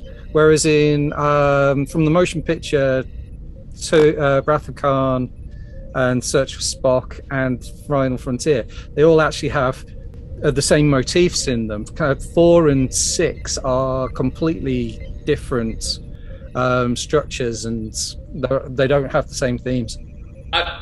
Again, I would say this film's very tense because from the opening, even just the credits at the beginning, all you have is very tense music, and it leads you up to the explosion of Praxis at the beginning of the film. And then there's Captain Sulu, with his rosehip tea. Oh yeah, it's all fine, and then the rattling. I mean, Steven Spielberg clearly ripped that off for Jurassic Park and the Tyrannosaurus Rex film coming down, right? Because something's coming before you see it. Oh my! True story. Also, I don't think we ever mentioned really very much about posters. This film had a brilliant poster. Yeah. No. Really good. I do not recall. I think isn't this actually kind of like the first of the modern era posters? All the rest are all very 80s and people centric and everything, but this is the first one that actually has a kind of like a modern. I would argue that the motion picture had a really good poster. Motion picture, yeah. I mean, Star Trek 5 has very striking. Sorry, Tim. Yeah, the poster in Star Trek 5 is awful. It's a cinema seat with a seatbelt attached. So you have to buckle up for this thrill ride. Oh my God! Really? Clearly, nobody designed by someone who hadn't seen the movie. Wow. But I do think this is a great send off for the original cast. Everyone gets something to do, working together, and in many ways, I wish like the original series and the Next Generation had kind of spoken, because I think there's brilliant elements in Generations, but had they spoken, Generations could have been a much better film, because this one was definitely better. Star Trek 6 is definitely better than Generations. I also feel Star Trek 6 is very cinematic as well, unlike maybe Star Trek 4. again, it's got tension and pace, and it carries the audience along. It's got a prison break. Hey? Got a great prison break. The whole prison scene. A great prison break. David Bowie's wife, right, is the... Yes, Iman. Yes. She's not a changeling, is she? She's a... No, she is a change. Amyloid. Oh, yeah, sorry. God, I'm a geek. And that scene where she turns into Captain Kirk and she, I can't believe I kissed you. Must have been your lifelong ambition. Yeah, did Shatner suggest that scene? Oh, of course he did.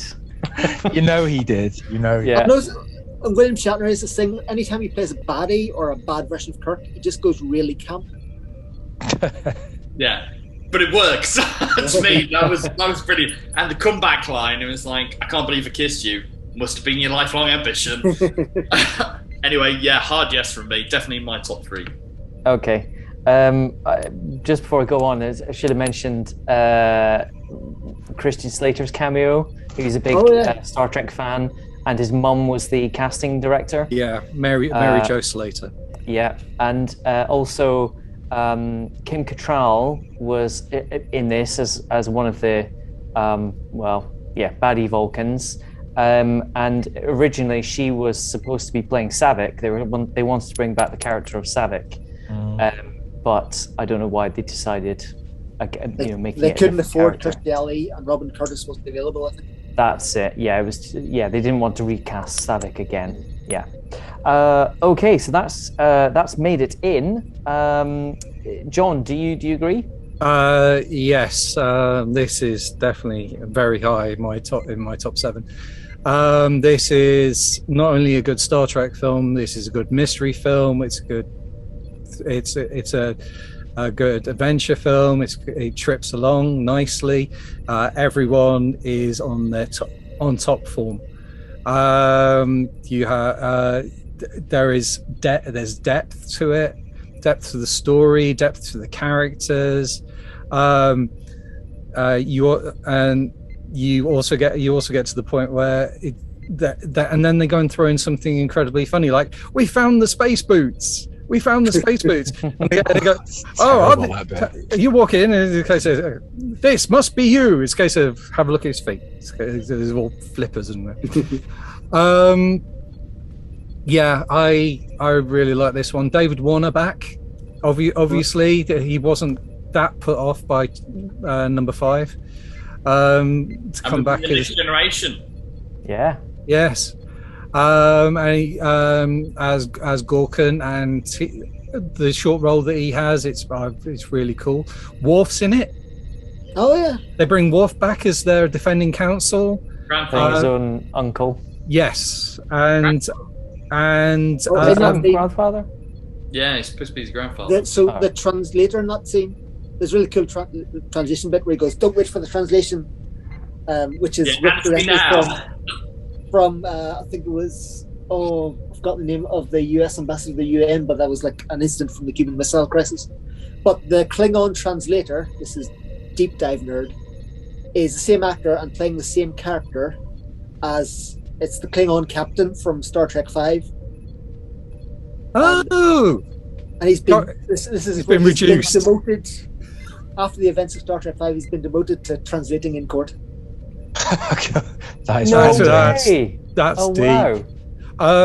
As just another cameo, and who used to be Ensign Bowman from the original series, from handing Kirk the clipboards to do his notes on. She's on the Excelsior with Sulu. Oh. She actually crops up in the motion picture as well, and I think she made Yeoman Rand. Yes, sorry. Yeoman Rand. I think she was in 3 and 4 as well. She is. Yeah. Well, she's the Enterprise coming to space dock. Yes, shaking your head. Yeah. Yeah. So but they even bring her back, so that's cool. I mean, arguably, this is like the 4th film in that trilogy. I know, but it is. It's like, it has carry-on elements, doesn't it? Kirk's son. Yeah, I mean, it is my boy. It is definitely tying up, or it's trying to tie up the character. It's trying to tie up the series. Also, kind of goes back on himself because he's like, excuse the language, fuck the Klingons. But in the end, he's like, actually, my prejudice and hatred, I shouldn't be listening to. Yeah. But you've got Odo. I mean, well, Rene Aubergine. That word. Yeah, he's there playing the general or the colonel. Again, this is another extended edition, isn't it? No. He actually walks. He actually comes in. And he talks about the cleaning their clocks. But Tony is right though that there's go on, Tony. The extended edition shows that he's the Klingon assassin. Yeah, it's expanded. We've always known that. They pull the mask off, don't they? And it's, yes. But there's more. What Tony's saying is that in the extended version, there's more to that part, and he had more to do, and that the reveal makes more sense because they've already shown that character having. I can't even remember now what else he does. He's showing Starfleet operations, isn't he? And then he's the guy that's going to assassinate the president of the Federation. Yeah. So again, they've added like 2-3 minutes, which they've cut for timing, but essentially they needn't have bothered because who's going to care about that much time? When most modern films carry on for 3 or 4 hours. Yeah, but then again, they shouldn't. But no, I like this. I think it's cool. I think it's a really good. It really is a good send off. And the second that Kirk and Sulu both give their fire command when they've located the cloaked Klingon bird of prey. That's one of those kick-ass moments. I mean, Uhura comes up with the idea, doesn't she? Yeah. Well, the thing's got to have a tailpipe. Yeah. Doctor, would you care to assist me in some surgery? Yes. All right, Matt. Do you like The Undiscovered Country? I do. I think that it goes without saying that the original 5 movies, the 3 films that we've mentioned already are the top 3, and I have to say that this is probably joint up there with Wrath of Khan, kind of almost pushing it for top place in terms of the original 5. 6. Sorry, 6, but I'm not counting the final fantasy. Oh, okay.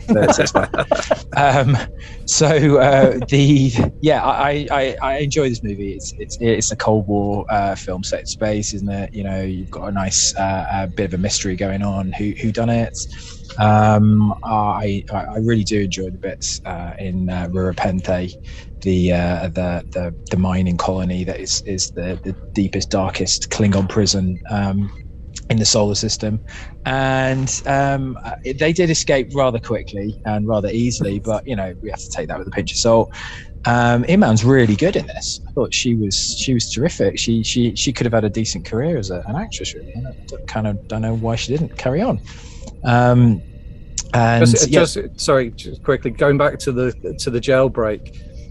Even Kirk, when they're out there waiting to get picked up, he's sitting there by the fire. He turns around to her and says, "This was a bit easy, wasn't it?" Basically, he knows that it's kind of a plot for them to be suicided off. Yeah. So, but anyway, terrific. Yeah, it's a terrific movie. It's a great send off. There's not much else I can say. I mean, you guys really undersold your knowledge at the beginning of this podcast. You really do know your stuff. So I can't add anything else to it. It's very good. All right. So, yes. Thank you. It has made the list. So we're back round to Tim. Tim, what else have you got for us? Okay, so the thing with Star Trek movies, the rule of the Star Trek movies is odd number bad, even number good. So first movie bad, Wrath of Khan good, Star Trek 4 is good, Star Trek 6 is good, First Contact is good. So then when Insurrection wasn't very great, Nemesis was supposed to be the good one again. It was supposed to be the even numbered one, but it wasn't. And then you kind of think the rule kind of fell apart at that point. But I can fix that. because there's a movie that was voted, which Will Wheaton has said is the second best Star Trek movie. Alex Kurtzman says it's the second best Star Trek movie. I think with a poll of Star Trek fans, it was voted number 7 of Star Trek movies. It is, of course, Never Give Up, Never Surrender, by Grab Thor's Hammer, Galaxy Quest, a Star Trek movie in all but name, and the Star Trek movie the Star Trek cast should have made. So it's a great concept. There's a bunch of actors who used to be on a successful TV sci-fi series. The lead actor has a massive ego, but is a bit difficult. I don't know why I think it's based on Star Trek. And yeah, they're totally typecast as these characters they played years ago. They can't get any other work, so their career is now going to conventions. The best character by far is Alan Rickman's character, Alexander Dean, who is a Shakespearean actor whose Lear was legendary apparently, and now all he does is wear a big prosthetic rubber head and get asked by fans to say the line, "By Grab Thor's hammer, I shall avenge you," which he hates, absolutely hates. So the movie starts, they're a bit washed up. James Nesmith, played by Tim Allen, meets some really weird fans who want him to come and help, and he says, "Oh God, I'm making some fan movie." He gets in the limo, passes out because he's hungover, wakes up on a very impressive set. They ask him to do his thing. He says a few lines. "Oh yeah, fire all the torpedoes." Fine. And then he says, "Can I go home now?" And they say, "Yeah, sure, fine." And the doors of the spaceship open and he realizes he's in another galaxy. So yeah, the plot is some real aliens see the old TV show. Because they're sweet and wonderful, they don't understand the concept of lying, so they assume these actors are the real characters, and they take them off to space to help fight their adventures. It's a great movie. It's a very funny movie. It works because they spent money on the special effects. So in this comedy movie, the straight man is the sci-fi bit. So the special effects are amazing. The CGI is amazing. And the cast all have a great time. Sigourney Weaver plays the character who was the eye candy in the original series, who has no role apart from to repeat what the computer says. Yes, I know. I got one job in this ship. It's stupid, but it's the only thing I've got to do. It's great. There's some really great, sweet moments in it. But there's a great scene. Tim Allen has to explain to these sweet innocent aliens that actually he's just a phony and a fake and a fraud. Alan Rickman's whole thing is building up. They build up, so he has to have a moment where he says the line he hates so much, but means it, and he gives this great, subtle, "By Grab Thor's hammer, like the son of water, I shall avenge you." It's a terrible line which he delivers beautifully, and yes, the cast rediscover their mojo and get their series back in the end. It's a great movie. It is a Star Trek movie. I will hear no dissent on this topic. It's definitely one of my favorites. Right. Chris? And So, because it is an even-numbered Star Trek movie, that means that Nemesis bad movie is Star Trek number 9, which makes the first J.J. Abrams movie from 10 good. Into Darkness is now bad, and then Beyond is now good. The universe is aligned again. well, Do you want to tell him, Chris? Idea. It's an interesting concept, Tim, and certainly if you're looking at it purely from a even odd perspective, then yeah, I guess that works. Although I contest that 3 is not a bad film. But it's we can't we can't put this in. It's the same reason we didn't nominate Spaceballs during the Star Wars one. You know, it's a parody after all. An homage. Okay, well, homage. Yeah, true. But it's not canon though, is it? We can't.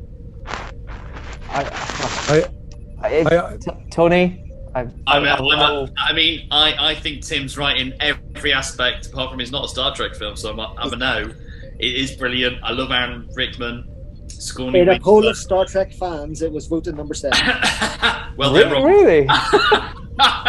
And you know, I mean, to me, I would say, bar Alan Rickman's role in Robin Hood, Prince of Thieves, and Die Hard, his third best role was in Dogma as the Indra. Okay, John. I love this movie. I think it's a great movie. It's not Starfleet. So as much as it buys into the whole idea of a 60s a 60s series. Homage or yeah. Or... Well, no. It's actually really great because it's not only is it talking about the series itself, it's also straight there with the culture that goes around, fan culture that went around with it. So, Tim, I salute you for saying it. It was a bold move. Respect. Yeah. So as much, I think if you're going to if you watch this and watch it with, is it Trekkers, the documentary series with Denise Crosby, follow that up with I Am Spock. Or Searching for Spock, I think it is. I think you're onto something. But unfortunately, it's not one of the 13 Star Trek films that we were considering for this list. Matt? Well, do you know what, guys? I don't have any of the Star Trek baggage that you guys have, so I have no problem saying yes to this. So yes! It's a fantastic film. It's very, very funny. It's one of my kids' favorites. This. I remember laughing my ass off in the cinema when I went to see this. Just so funny. Alan Rickman is he's got some straight funny lines in this, and oh man, and I like the real the real shape of the Thermians when they're just like giant squids, aren't they? Yes. It's just a funny film, but yeah, obviously it's not a Star Trek movie in the traditional sense. But like I said, I've got no baggage, so I'm happy to say yes. Well, does the rolling really help? Yeah, it does. You've got one vote there, Tim. Yeah, I'm afraid it's good for an honourable mention, but we can't put it in, I'm afraid. But yeah, maybe another timeline. Maybe we could have a separate timeline when we start doing when we do the homage podcast. Mirror Universe, maybe. Yeah, it is a good film, and I recommend anybody listening or watching to check it out if you haven't. I agree with all your sentiments, Tim. It's very funny, very good homage to the original Star Trek films. Tony, do you have a legitimate vote for us? Well, it's one you've touched upon, Chris. I'm going to go with Star Trek 3. Search for Spock, a film I didn't actually massively enjoy when I first saw it as a child, but the more as I've got older, it is dark. It continues the darkness, and I'm actually not really a darkness person. I'm a more like, Star Wars: A New Hope kind of guy, but there's a lot in that film I feel that's great. You've got Christopher Lloyd, Doc Brown. He's a great bad guy, isn't he? Come on. Good. Yes. No, he is absolutely. As what's his name? Krug, yeah. He incinerates one of his, vaporizes one of his helmsmen when he disobeys his order. Yeah. And puts his hand through that the worm. Yeah. Oh, Yeah. Spock comes back. Everyone loves Spock. And it's the first time they actually properly destroy the Enterprise and not a copy from the other two films. You know, and like there's McCoy and Kirk on the Genesis planet watching the Enterprise vaporize through the atmosphere, saying, "Oh, you know, what have I done? What have I done, Bones? Oh, you've turned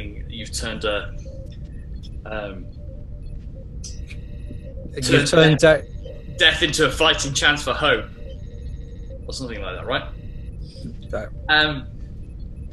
It is not. I didn't like it because I always liked Kirk's son, and I was like, "Oh, they killed him." David. No. Yeah, David. You Klingon bastard! You killed my son. Yeah, and it's how he falls off his chair. Yes. Yeah.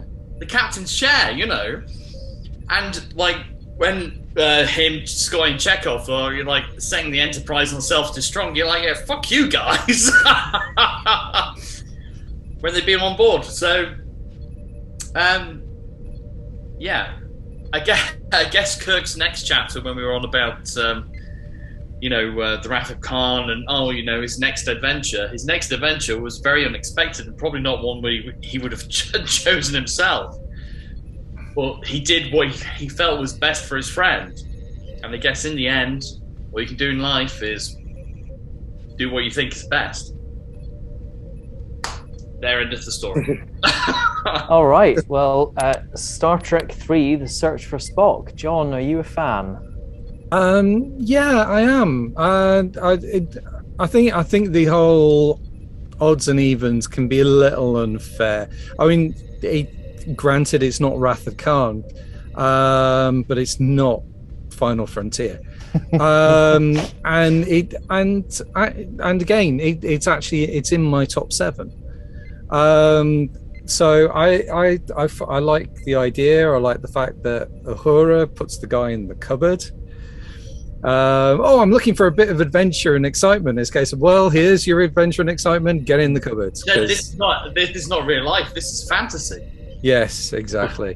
And then Bones trying to do a Vulcan death grip, a nerve pinch, and going slowly nuts. I think it's got its humor, but it really goes to the depths of dourness. I think Christopher Lloyd. Okay, when I watched it, I kind of thought, well, he's kind of my favorite Klingon captain. Actually, he's probably kind of like after General Chang. He's kind of like probably the most rounded Klingon we'll get. He was the first, really. Sorry? He was the first, really. I mean, this is the first movie that kind of established that whole. And he is what he is, isn't he? He doesn't make any apologies that, yeah, I'm a dickhead. Yeah, but it's a case of I want the weapon. You have a weapon. I want it because I'm going to use it against you, and there's absolutely nothing. There's nothing terrible about that, and probably he's the most faithful realization of a Klingon in the fact that I am a complete scoundrel, and just to show you, I'm just going to kill somebody just to show you I'm serious. Well, Kirk's son protects Saavik, doesn't he? Yes. Yeah. He basically takes the blade. The son has a bit of father in him. Also, like, it's one of the best death scenes when Kirk's kicking him in the face, isn't it? It's like, yes. I have had enough of you. Yeah. Into the fiery pit. But no, I think, and when they're leaving space dock, and Scotty, open the door for Scotty's trying to open the door, and then that is also a great scene. Yeah, and then they opens, they get out, and the Excelsior's coming around behind them. In this case, okay, when we hit warp, and then they're not going to know what's hit them. And in this case, hey, how you doing? They just kind of all the engines wind down because Scotty's been working on the Excelsior. It's like the nuns in Sound of Music. Yes, exactly. It's good. Reverend Mother, we've sinned. But yeah, no, I think this one suffers from its placement in the series. I'm not saying it's the best, but I don't think it's definitely not the worst. I think it's a good Star Trek film. So Okay, Matt, do you like The Search for Spock? Do you know what? I don't really like any of the other films necessarily. It's all right. It's a bit boring, I'll be honest. It's reminding me of what would really be an expanded TV episode. It looked a bit cheap. It's not my favorite. If I was going to pick another one, I'd probably pick the reboot, to be honest, the first reboot.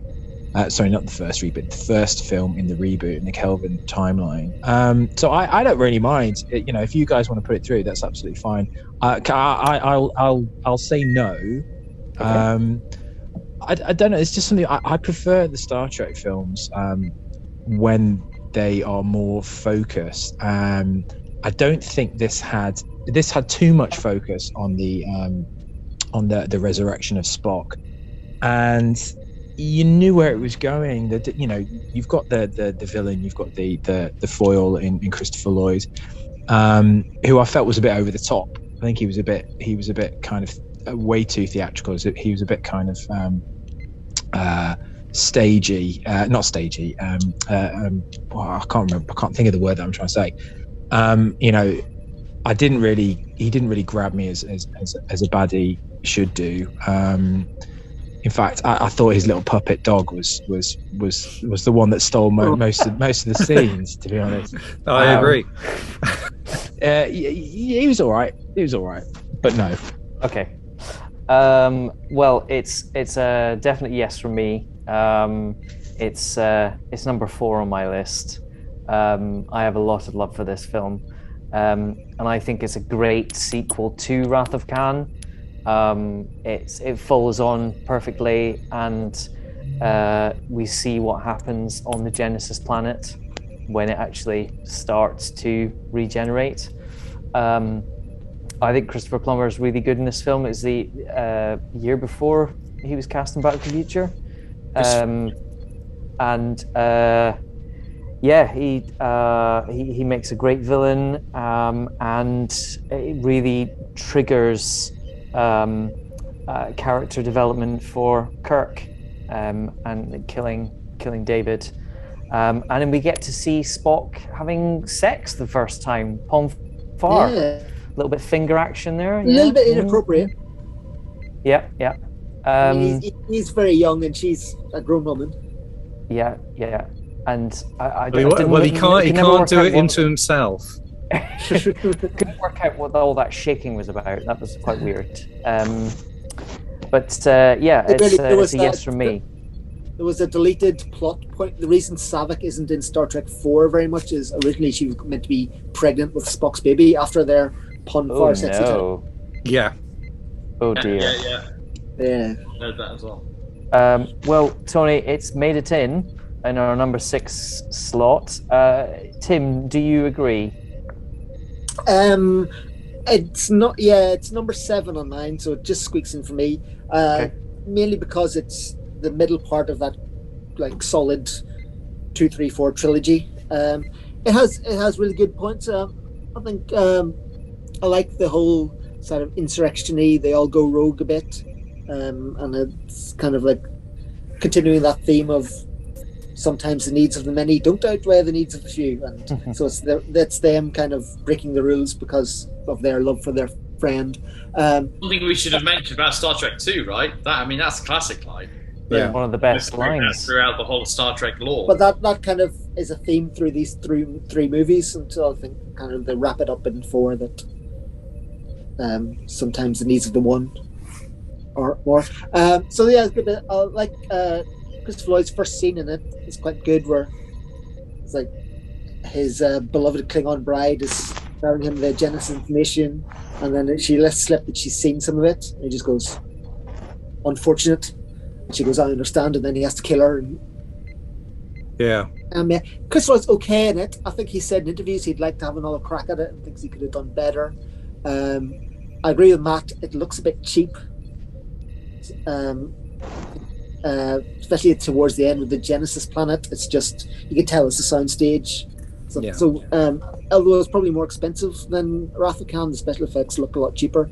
It's good. It has enough good bits in it to make it into my top 7. So yeah, it's Okay. a All right, John, can you round off our 7 for us? Right, this is where it starts to get difficult because we have my top 6 in whatever order you want to believe that is in, but we have my top 6. So your top 6 are already in the list? Yes. Okay. So wow, that's impressive. Yeah. So, and mine too, to be fair. I could have a choice. So I could have a choice of 2, really. Okay. One of which has already been mentioned and poo-pooed, but I kind of like it. And the other one has been mentioned and people kind of like it. I'm gonna go for the poo-pooed one. I like Star Trek Nemesis. Okay, with silence there, John. No, I understand this, but then again, this isn't the first time I've been met with silence.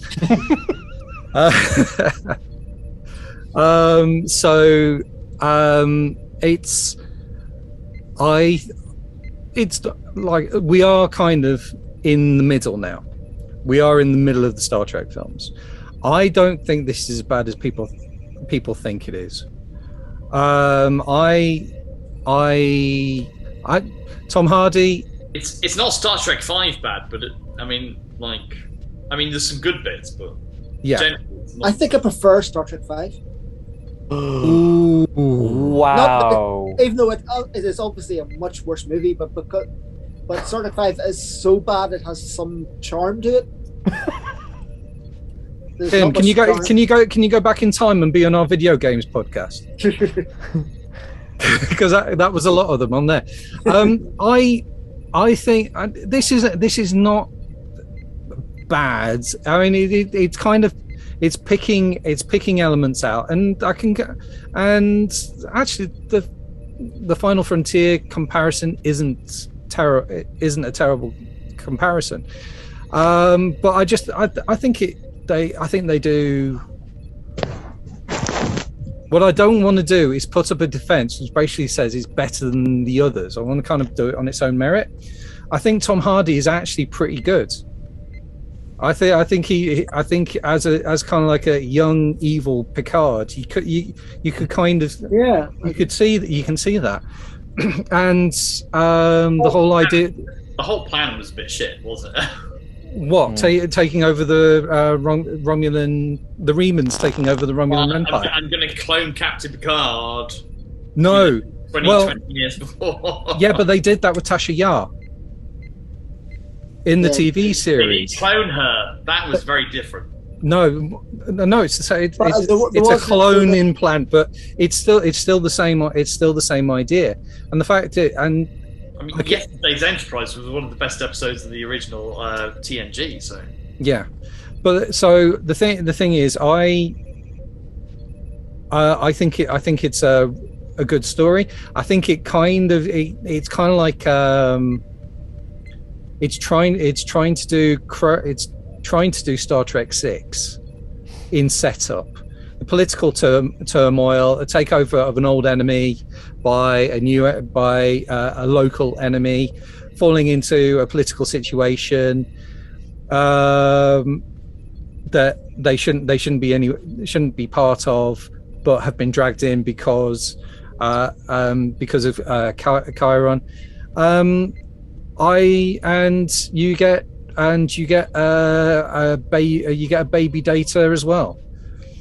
In Before. Now,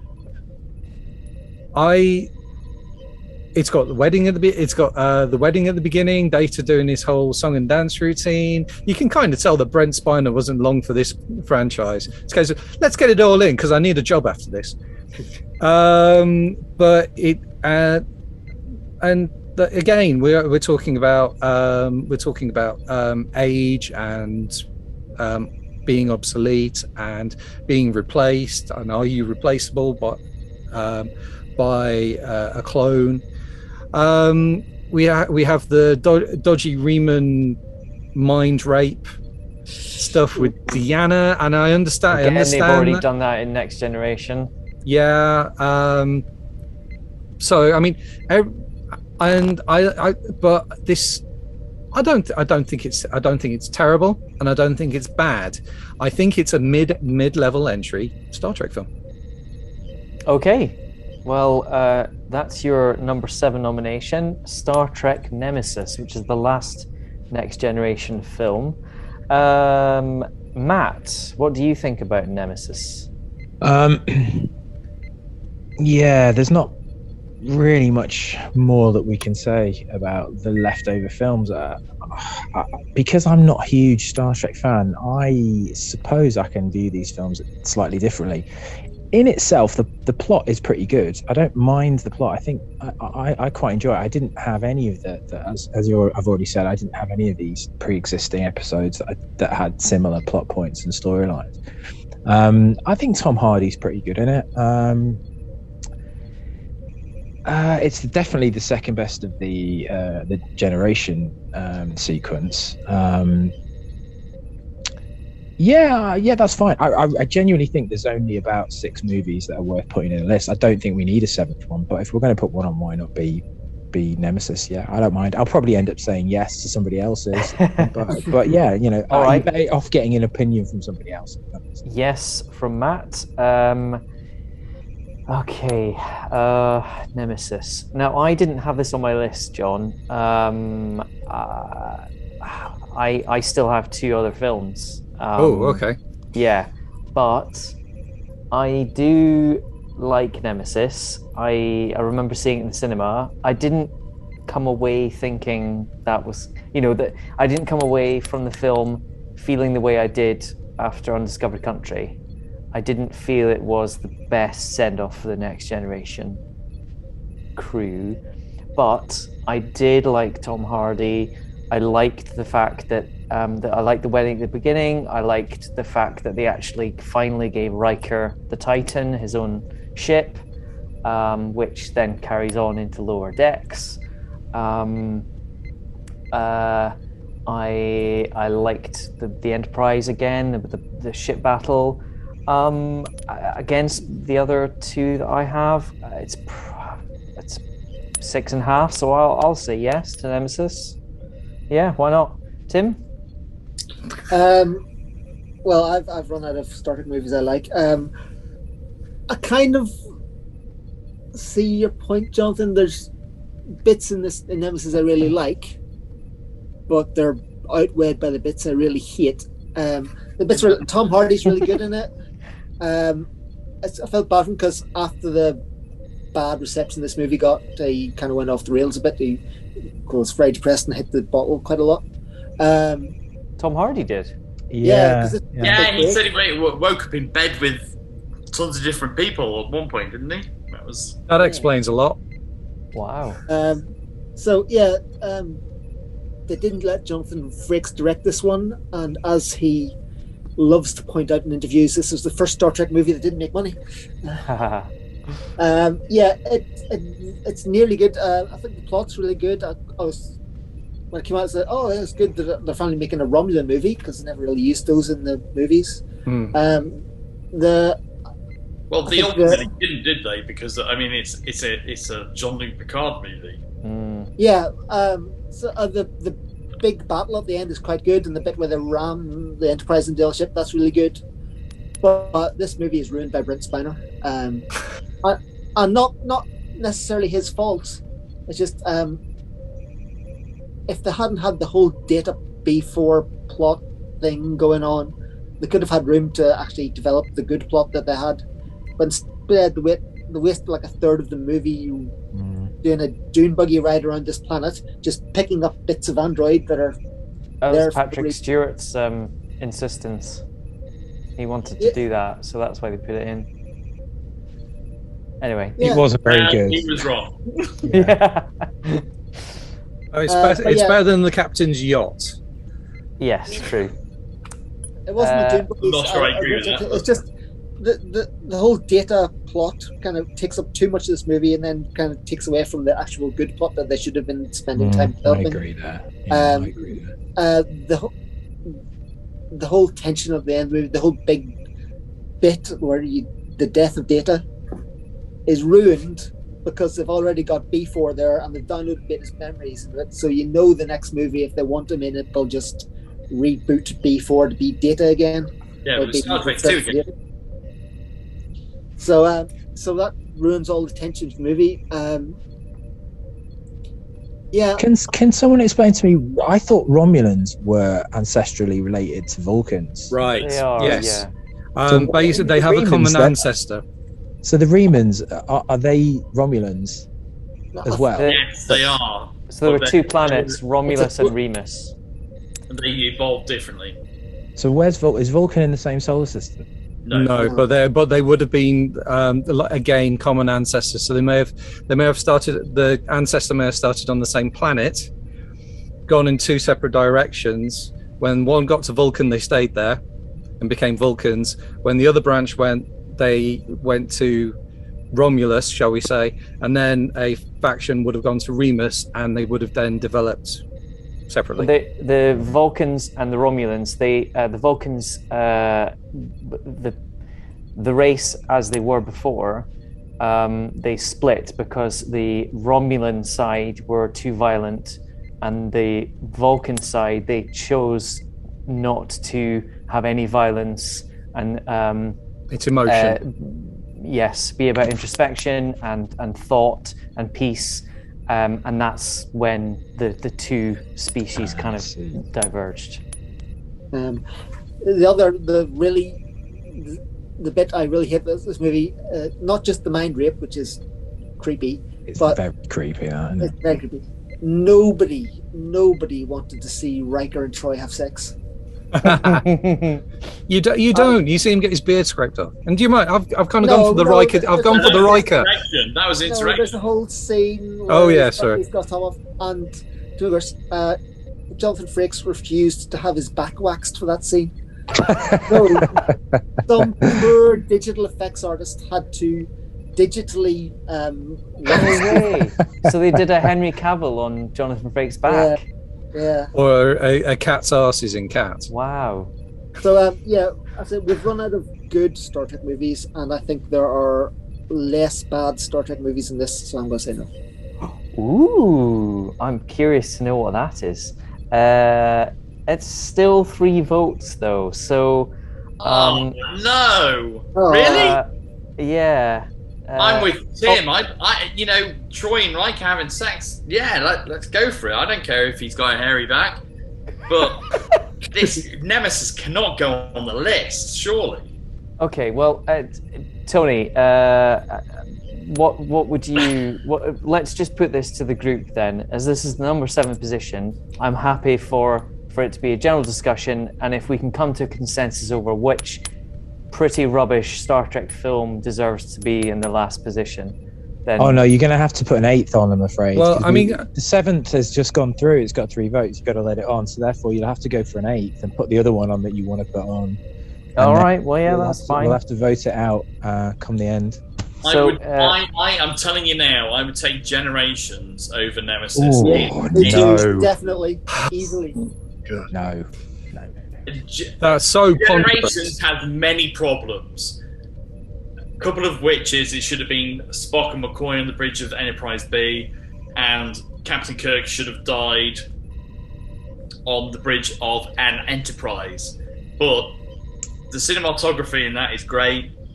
The score is great, and when the scenes with Picard and Shatner are really good. They are, but the scenes between Jonathan Frakes and Patrick Stewart are great. It was like, time is the fire in which we burn. And Jonathan Frakes is like, oh, not me, I'm going to live forever.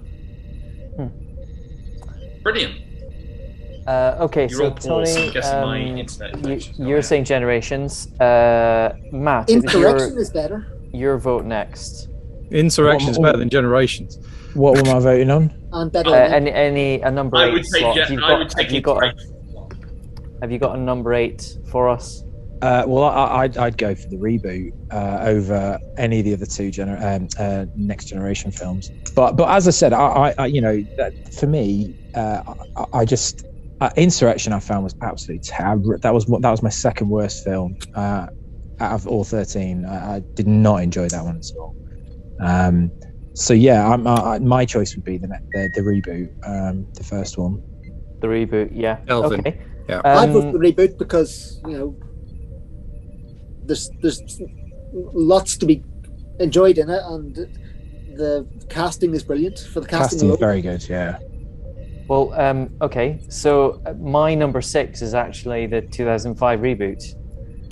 I'm game for that. I'm game for that. All right then. So Number 8. Number 8 is the 2008 Kelvin timeline reboot with Captain Thor. Yes. Or Who's Lieutenant apparently going to come Thor. back for the next one. Before he's paid millions and millions. Yeah. And Shatner's going to be in the next one as well. The best thing about the last 3 films is Scotty's little mate. I love it, and every time he says, "He's get off, get off, get in." Put some hands on, Matt. I couldn't disagree with you more. I love it. I know. Well, yeah, I love it or hate it. I am not a big Simon Pegg fan. I think he's a very overrated human being. Okay, so we have our 8, and they are in no particular order. The Voyage Home, Star Trek Beyond, Star Trek First Contact, Wrath of Khan, The Undiscovered Country, The Search for Spock, Nemesis, and the Kelvin reboot. Tim, start us off then with your the one you want to get rid of. Nemesis. Nemesis. Get it out of there. Tony. Nemesis. I'll go for Nemesis as well. Matt. Why was Nemesis ever on there? No, Nemesis as well. Okay. I thought no one was ever going to vote for the Kelvin timeline one, so that's why I never mentioned it before. Well, you just got around to me, and I went rogue. All right then. Nemesis is out. I would have said Nemesis as well. Okay, back to you then, Tim. Gonna go reboot. There's lots to like in it, but it doesn't really have much plot. It just kind of sets up the universe. Okay. And it's completely ridiculous that Spock and Kirk would meet like that. Tony. I'm going with Tim. Reboot. Reboot. John. Same again. Reboot. Reboot. Matt. Search for Spock. Ooh. Not that it makes much difference. It does make a difference, Matt. My vote is heard. But you've been intricate in all of this. I've enjoyed the time I spent with the crews, the different crews. Yeah. Which is the most important thing. Unfortunately, I'm going to have to be a bit tactical here, because of the one I would vote for, my vote will just be tied there, and I'll sit for the next 3 votes whilst you guys whittle down the others. So I'm going to have to go with a reboot, sadly. So that the reboot is out. And so we are looking for our number 5 position. Tim. It's between Beyond and Search for Spock. I think I'm going to go Search for Spock. Tony? Sorry, Tim? May I ask what ones are left, please? Yeah, sure, of I've course. got 6 left here. Yeah. Because we started at 8. Yes, we do. Okay. Sorry, apologies. There are Yeah, I'll 6. get rid of So, Search for Spock. so we've got no particular order: Voyage Home, Undiscovered Country, Wrath of Khan, Search for Spock, Beyond, and First Contact. I'm going to go with Voyage. John? The hell? Search for Spock. Matt said search, and I would have gone with Beyond. So search for Spock is number 6. So back to you, Tim. So Beyond, I'm going to get rid of. Beyond. Yeah, we're on the good movies now. Tony?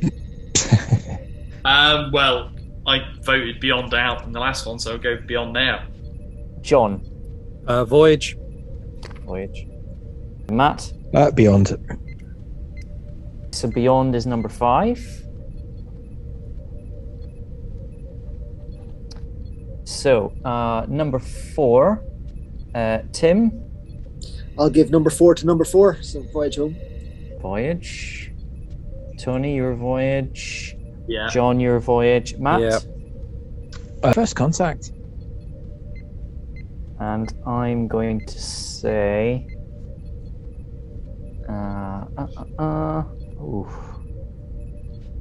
Voyage. So, Voyage Home is number 4. So we're looking for number 3, Tim. I'll go First Contact. Tony? 6. John? First Contact. And Matt, your First Contact. And I'm going to be... You know what you want to do.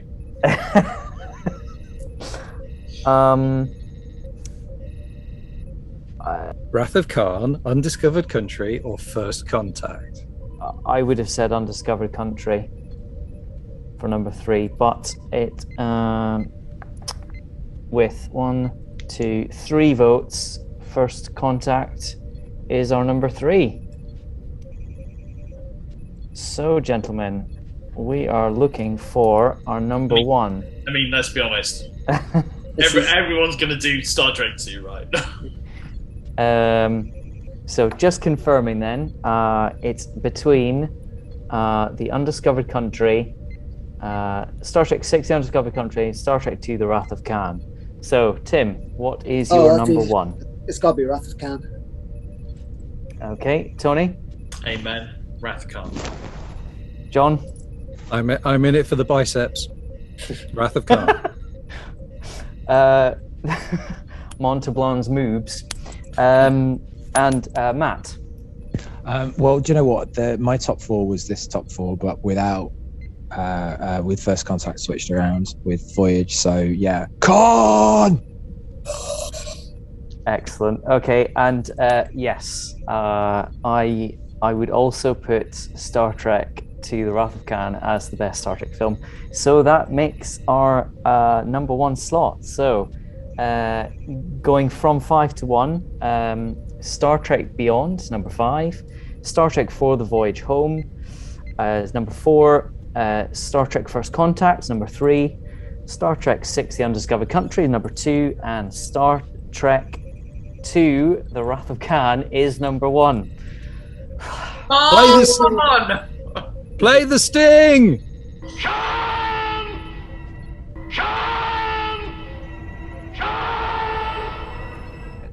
Well, thank you very much. Can we just to ratify everything? What is everyone's worst Star Trek film? So I forgot to give any of my Star Trek credentials at the beginning, and also share my first Star Trek film memory at the cinema, and also my first film memory. So amazingly and depressingly, Star Trek 5 was the first film that I went to see in the cinema with my dad. And you went Trauma. Yeah. I like where they're all in Yosemite and it has. I mean, yeah. Like there are some the good idea of bits. the Planet of International Peace, where everyone's just washed up and drunk and nobody cares. Well, it sounds like European Union, doesn't it? Yeah. Well, it's Break my heart. The Hague. It's I'm the a Hague, isn't Remainer. it? What does God need with a starship? That is a great question. I want. Yes. So yes, that's the first film I remember seeing at the cinema. Who was that person at the end? Who was the giant head? Was that some sort of energy-based alien? right? They've suggested that it's a Q, or right. like Okay. Q alien. So yeah, Shatner's original idea was to go searching for God and instead find the devil, and he had this whole end sequence planned out where McCoy and Spock go through hell, and Shatner rescued them from hell. The man had a vision. I'm sure there was some. So there was a good No. film in there somewhere at some point. No, it wasn't. It was a bad film to start out with, and then he just compromised until it became a terrible film. Do you know what my worst Star Trek sequence in all 13 movies is in that film, and it's when Uhura is dancing. Yeah, I was going to say absolutely cringe. So yeah, apparently one of horrendous. the assistant script editors, they were like, "Have a problem. How do we get them to lure the people from the base?" Someone just as a joke, said, "Let's get her to do a fan dance," and they It's went with so it. bad. I mean, all credit to Michelle Nichols. For going along with doing that. and she wasn't spring chicken at that point. No. And the other bit, they're in this Yosemite, and all three of them. Right? Oh no, I totally agree, Tony. Yeah. All three of them in Yosemite, they're around the campfire, start singing "Row, row your boat." Yeah. See, I find that quite endearing, man. Oh, I don't have that. Yeah, I don't have it. It's a testimony to about your wish for youth as you get older. I like Kirk's A bit sentimental for me. I don't want you to take Well, away that's my what I pain. Kirk's bit, I don't want you to take away my pain. I need my pain. That's Shatner has a few good lines in it. Yeah, That's a brilliant line. I know this ship like the back of my hand.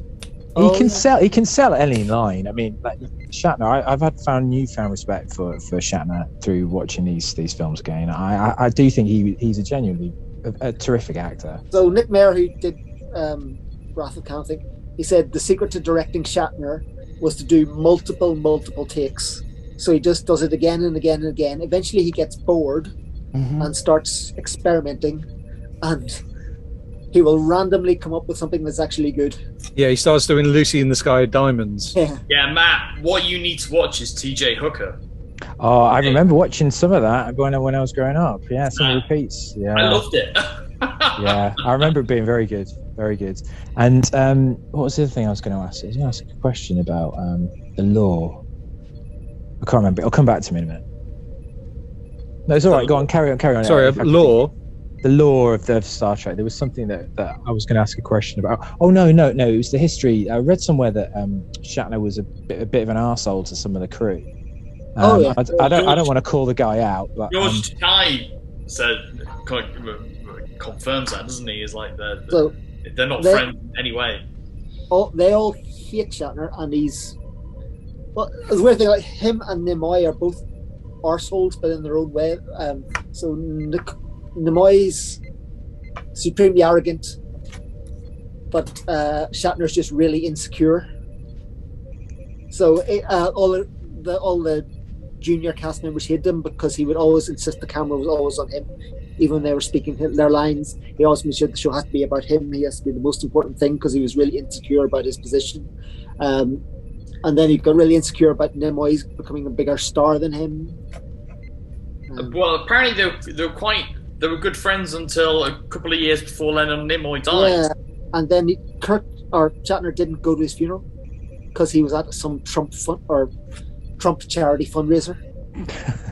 Was it? Really? I had prior engagements. Anyone who would go to a William Shatner event, I have you not got somewhere to be? From what I understand, they'd fallen out before that, and William Shatner wanted to go to his funeral, but they drifted apart because of some autobiography that William Shatner had written, and Leonard Nimoy didn't want to be part of it, and he was like, "Why are you dragging me into it?" And like kind of ended their friendship. Was it about his death of his wife? It might have been, yeah. Yeah, because I William read Shatner's wife. Yeah, that's a weird thing about Shatner. His wife drowned in a pool. Yes. and he came home and found her and phoned 999 and says, my wife's at the bottom of the pool. And goes, did you not try to drag her out? Gosh. Anyway, thank you very much for taking part. Is there anything that you would like to plug before we go, Tim? Are we all agreed that Star Trek V is the worst one? I Into can't Darkness. think of well, yes, Into Darkness is pretty bad as well. Oh, I don't see what half people's of it problem with was that. Yeah, I don't see what the problem is with that. I mean, I again, as I said earlier, I don't have the baggage really, but I actually quite like it. I thought it was quite good. In Insurrection, for me, is joint with Final Frontier. As I really did. It was actually the one film that I enjoyed the least. At least with Final Frontier, I was laughing at it and enjoying it at the same time. As Tim said, it's so bad it's good. Well, it's so bad it's not bad. But Insurrection, I just thought was a really boring film. Really, seriously, had issues. In mind, Insurrection. It's all right. Yeah, 5 is, Yeah. probably the worst. So, but I mean, Right. okay. I'm just going to say quickly, Into Darkness. The problem I have with it was the fact that I kind of knew every beat, and I knew every beat was wrong. And it was like they wrote a fan film and got everything wrong.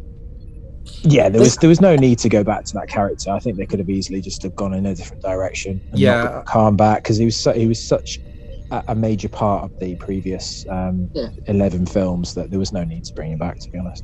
But Even in a different timeline. The whole thing with Khan was the original character. He was quite charming, really charismatic, and also Sikh. Yes. Yes. I was gonna say, that to me, that was the major point, instead of a dark-haired Englishman with blue eyes. Yeah, and all the bits where they kind of recreate scenes from The Wrath of Khan, they just make you think, God, yeah, the original cast were so much better than this.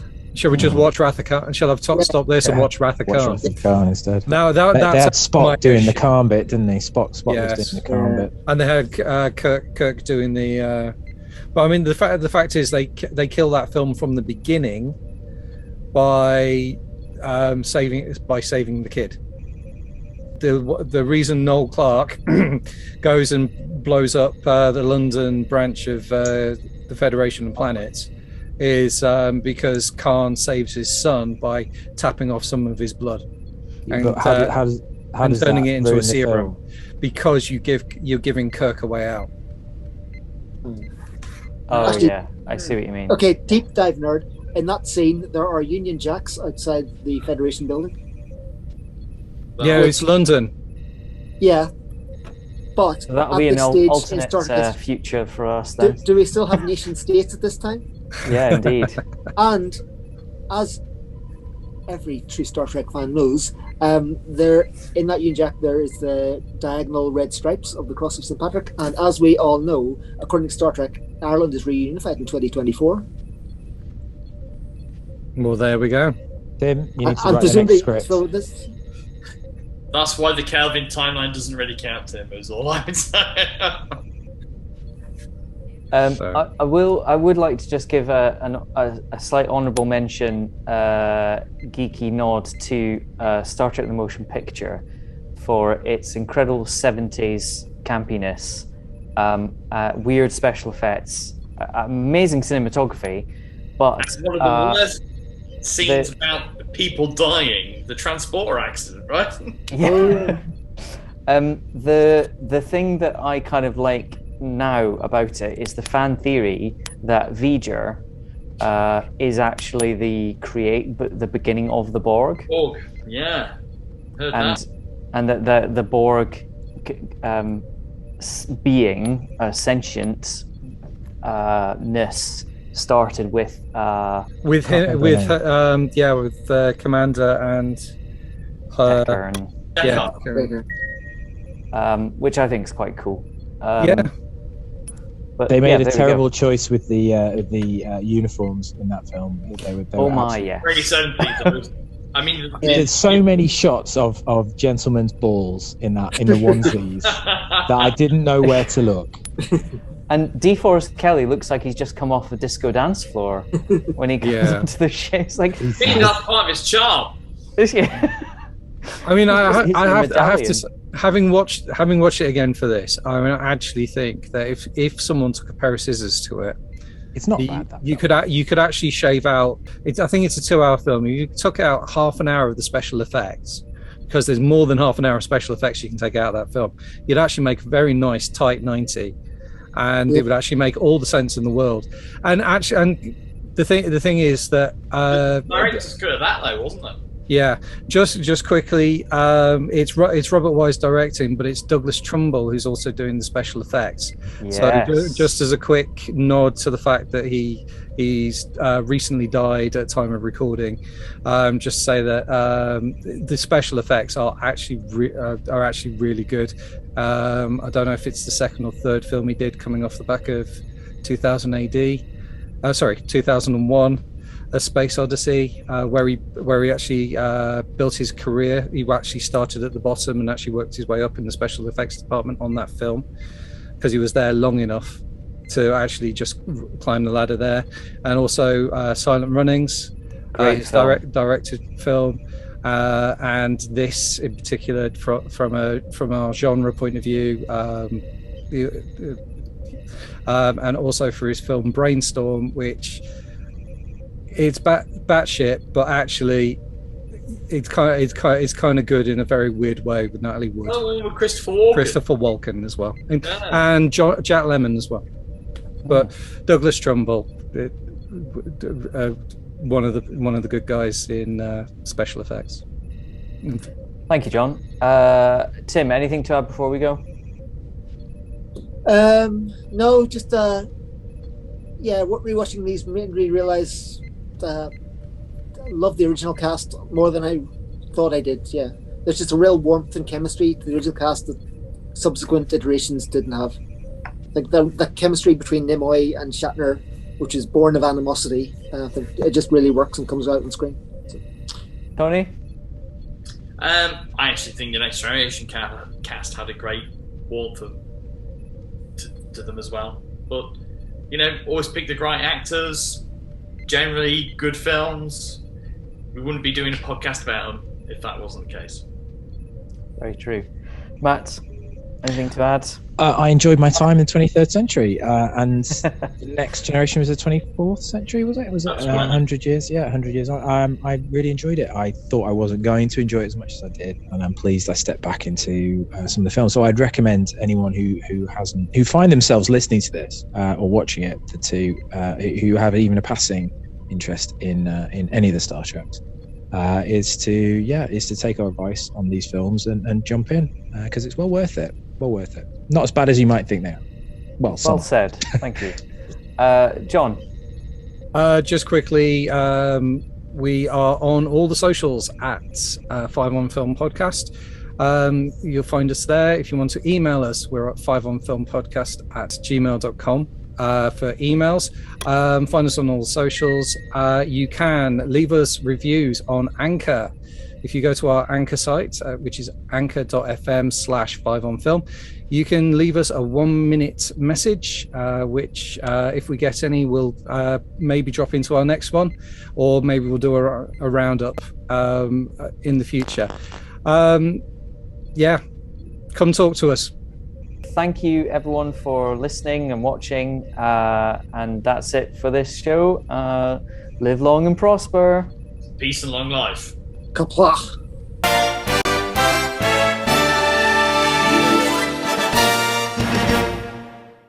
All views expressed in this podcast are that of the individual and do not represent the views of any entity whatsoever which they have been or will be affiliated with in the future.